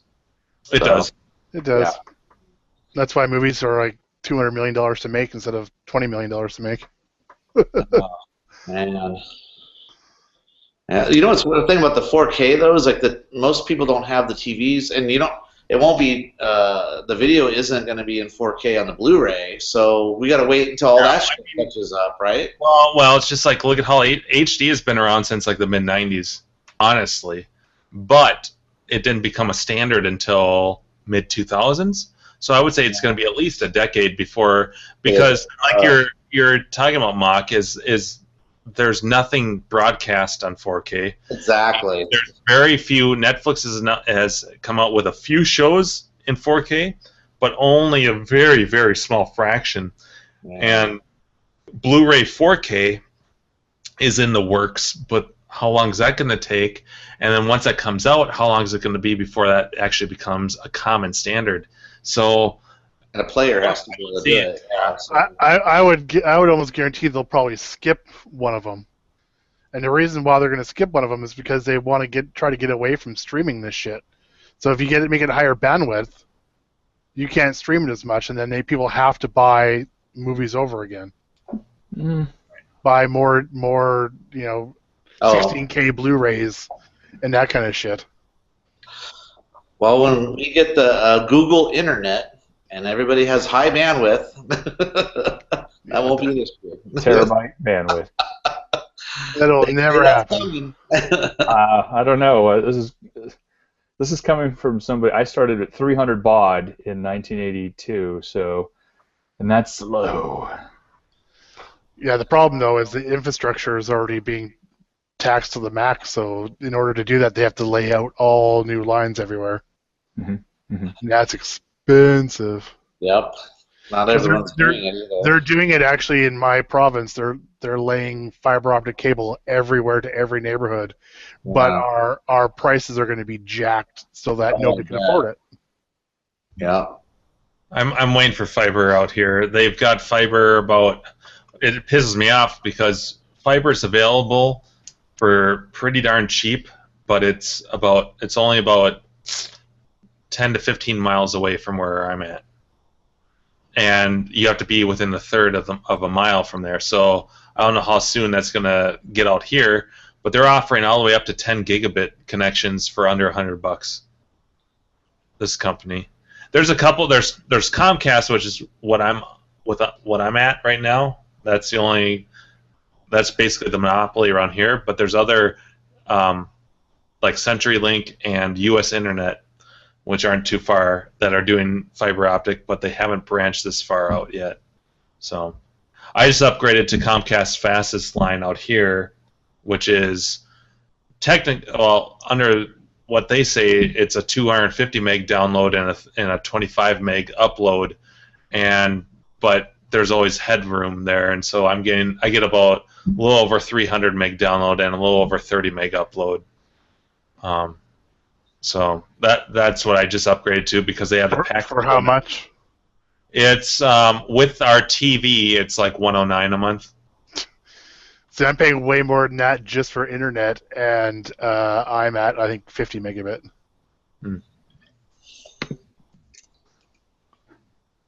Yeah. Yay, Canada. Yeah, well, you balance everything out by getting all your fucking arcade deals. Yeah, I do have another one that's in the works right now, but I can't talk about it yet. Yeah, so shut up. Yeah, I got a Playing by Canada soundbite.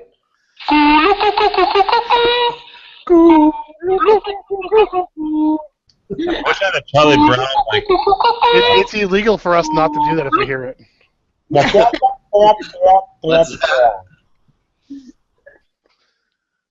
I said it was legal for us to not do that if we hear it. We have to sing it along with it. Oh, that's a rule.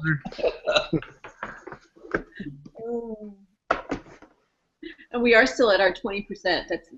That's the Canadian minimum, right? 20%. 20%. Yep. Very good. With 5 of us here. Hey, Jimbo, you ever seen a movie called Canadian Bacon? Oh God. Canadian Bacon. Is that a porno? Well, it was No, it's like, John Candy. No. Oh, you Yeah. should watch it. It's awesome. it's It's basically a movie of Canadians making fun of Americans that are making fun of Canadians. Sounds like a good time. It's hilarious. You have to watch it, I think, a couple times though to really. It's kind of like Spinal Tap. You have to watch it a few times to really appreciate it. Yeah. It took me a long time to figure out what it was, because it's basically a Canadian movie, but it's made to be like an American movie, but it's got all Canadians in it, but they're making fun of Canada. It's weird. It's weird as hell, but it's Canadians making fun of Americans that are making fun of Canadians, basically. It's weird. Actually, I saw. Check that out. Yeah, it's an older movie. It's like it's sometime in the 90s, I would imagine. Maybe even late 80s. Not sure. I would guess late 80s, but I could. Yeah, late 80s, early 90s, I think. But it was a long time ago. I think I saw it when I was out. I mean, it's called Canadian bacon because we don't have Canadian bacon in Canada. That's the funny thing. We have fucking bacon. You have American bacon? Yeah, we just have fucking strips. We just have strips of fucking bacon. You have pea-meal bacon. We do not have pea meal bacon here. No, there's not in your section, Canada. On the East Coast, they have pea meal bacon, but it's not. They don't. It's not called Canadian bacon. American bacon. It's not called like Canadian bacon. What do you call it, ham or what? Yeah, we do call it ham actually. Oh, Yeah. there you go. If we have a Canadian pizza, it's ham and pineapple. That's what we call it. We don't call it a Canadian pizza here. We call it ham and pineapple.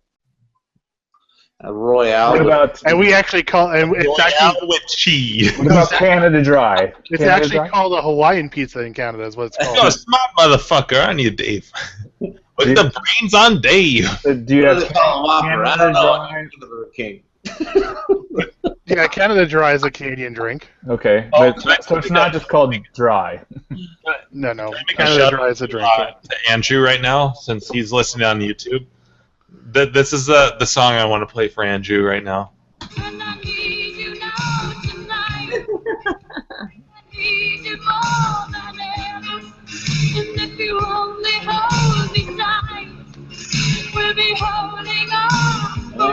Cut.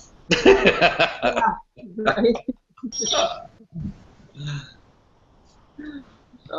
You know me too well, Mr. Mock. You could be running this shit right now. I'm gonna collect my own sound bites. I'll have a sound bite off. Honestly, I think you'd probably be better off because I have too many sounds now. Like, it's hard for me to keep track of, like, where was that sound? It's in one of these categories. I don't remember which one. And then by that time, the joke is already, depleted. Already passed. Yeah. I'm like, fuck. I had it. I just didn't know where it was. Yeah. I like that sound bite from the Little Rascals when someone smells something really bad. It goes, "Whoa."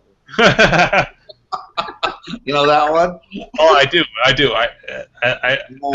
And of course you got the title song. Na na na na na na na na na.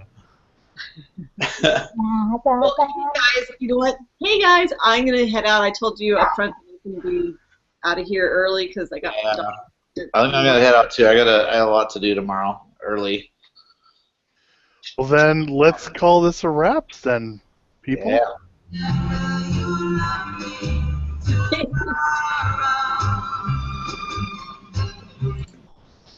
I just put a link to another movie in the chat there, Jimbo. I just watched this last week, actually. It's a new documentary. But it's pretty good. You might be interested in it. Redirecting. Being Canadian. Yeah. Yeah, I'll see you on that one. No, I'm just kidding. It's actually pretty good. Did you say John Candy's in it? No, he's in Canadian Bacon. Oh. Yeah. It's bacon! The one I just linked to is actually a new documentary. Please tell me what's on the label. Oh, that's right, I can't read. So we're calling it? That's it? We're good? Yeah, I think All we're right. good. We'll say thanks to everybody for joining us. Thanks to Carrie and Jimbo and Mark and Mock and who else was on the show? I've got it written down. Buffett, Keith, I'll talk about my stuff next week.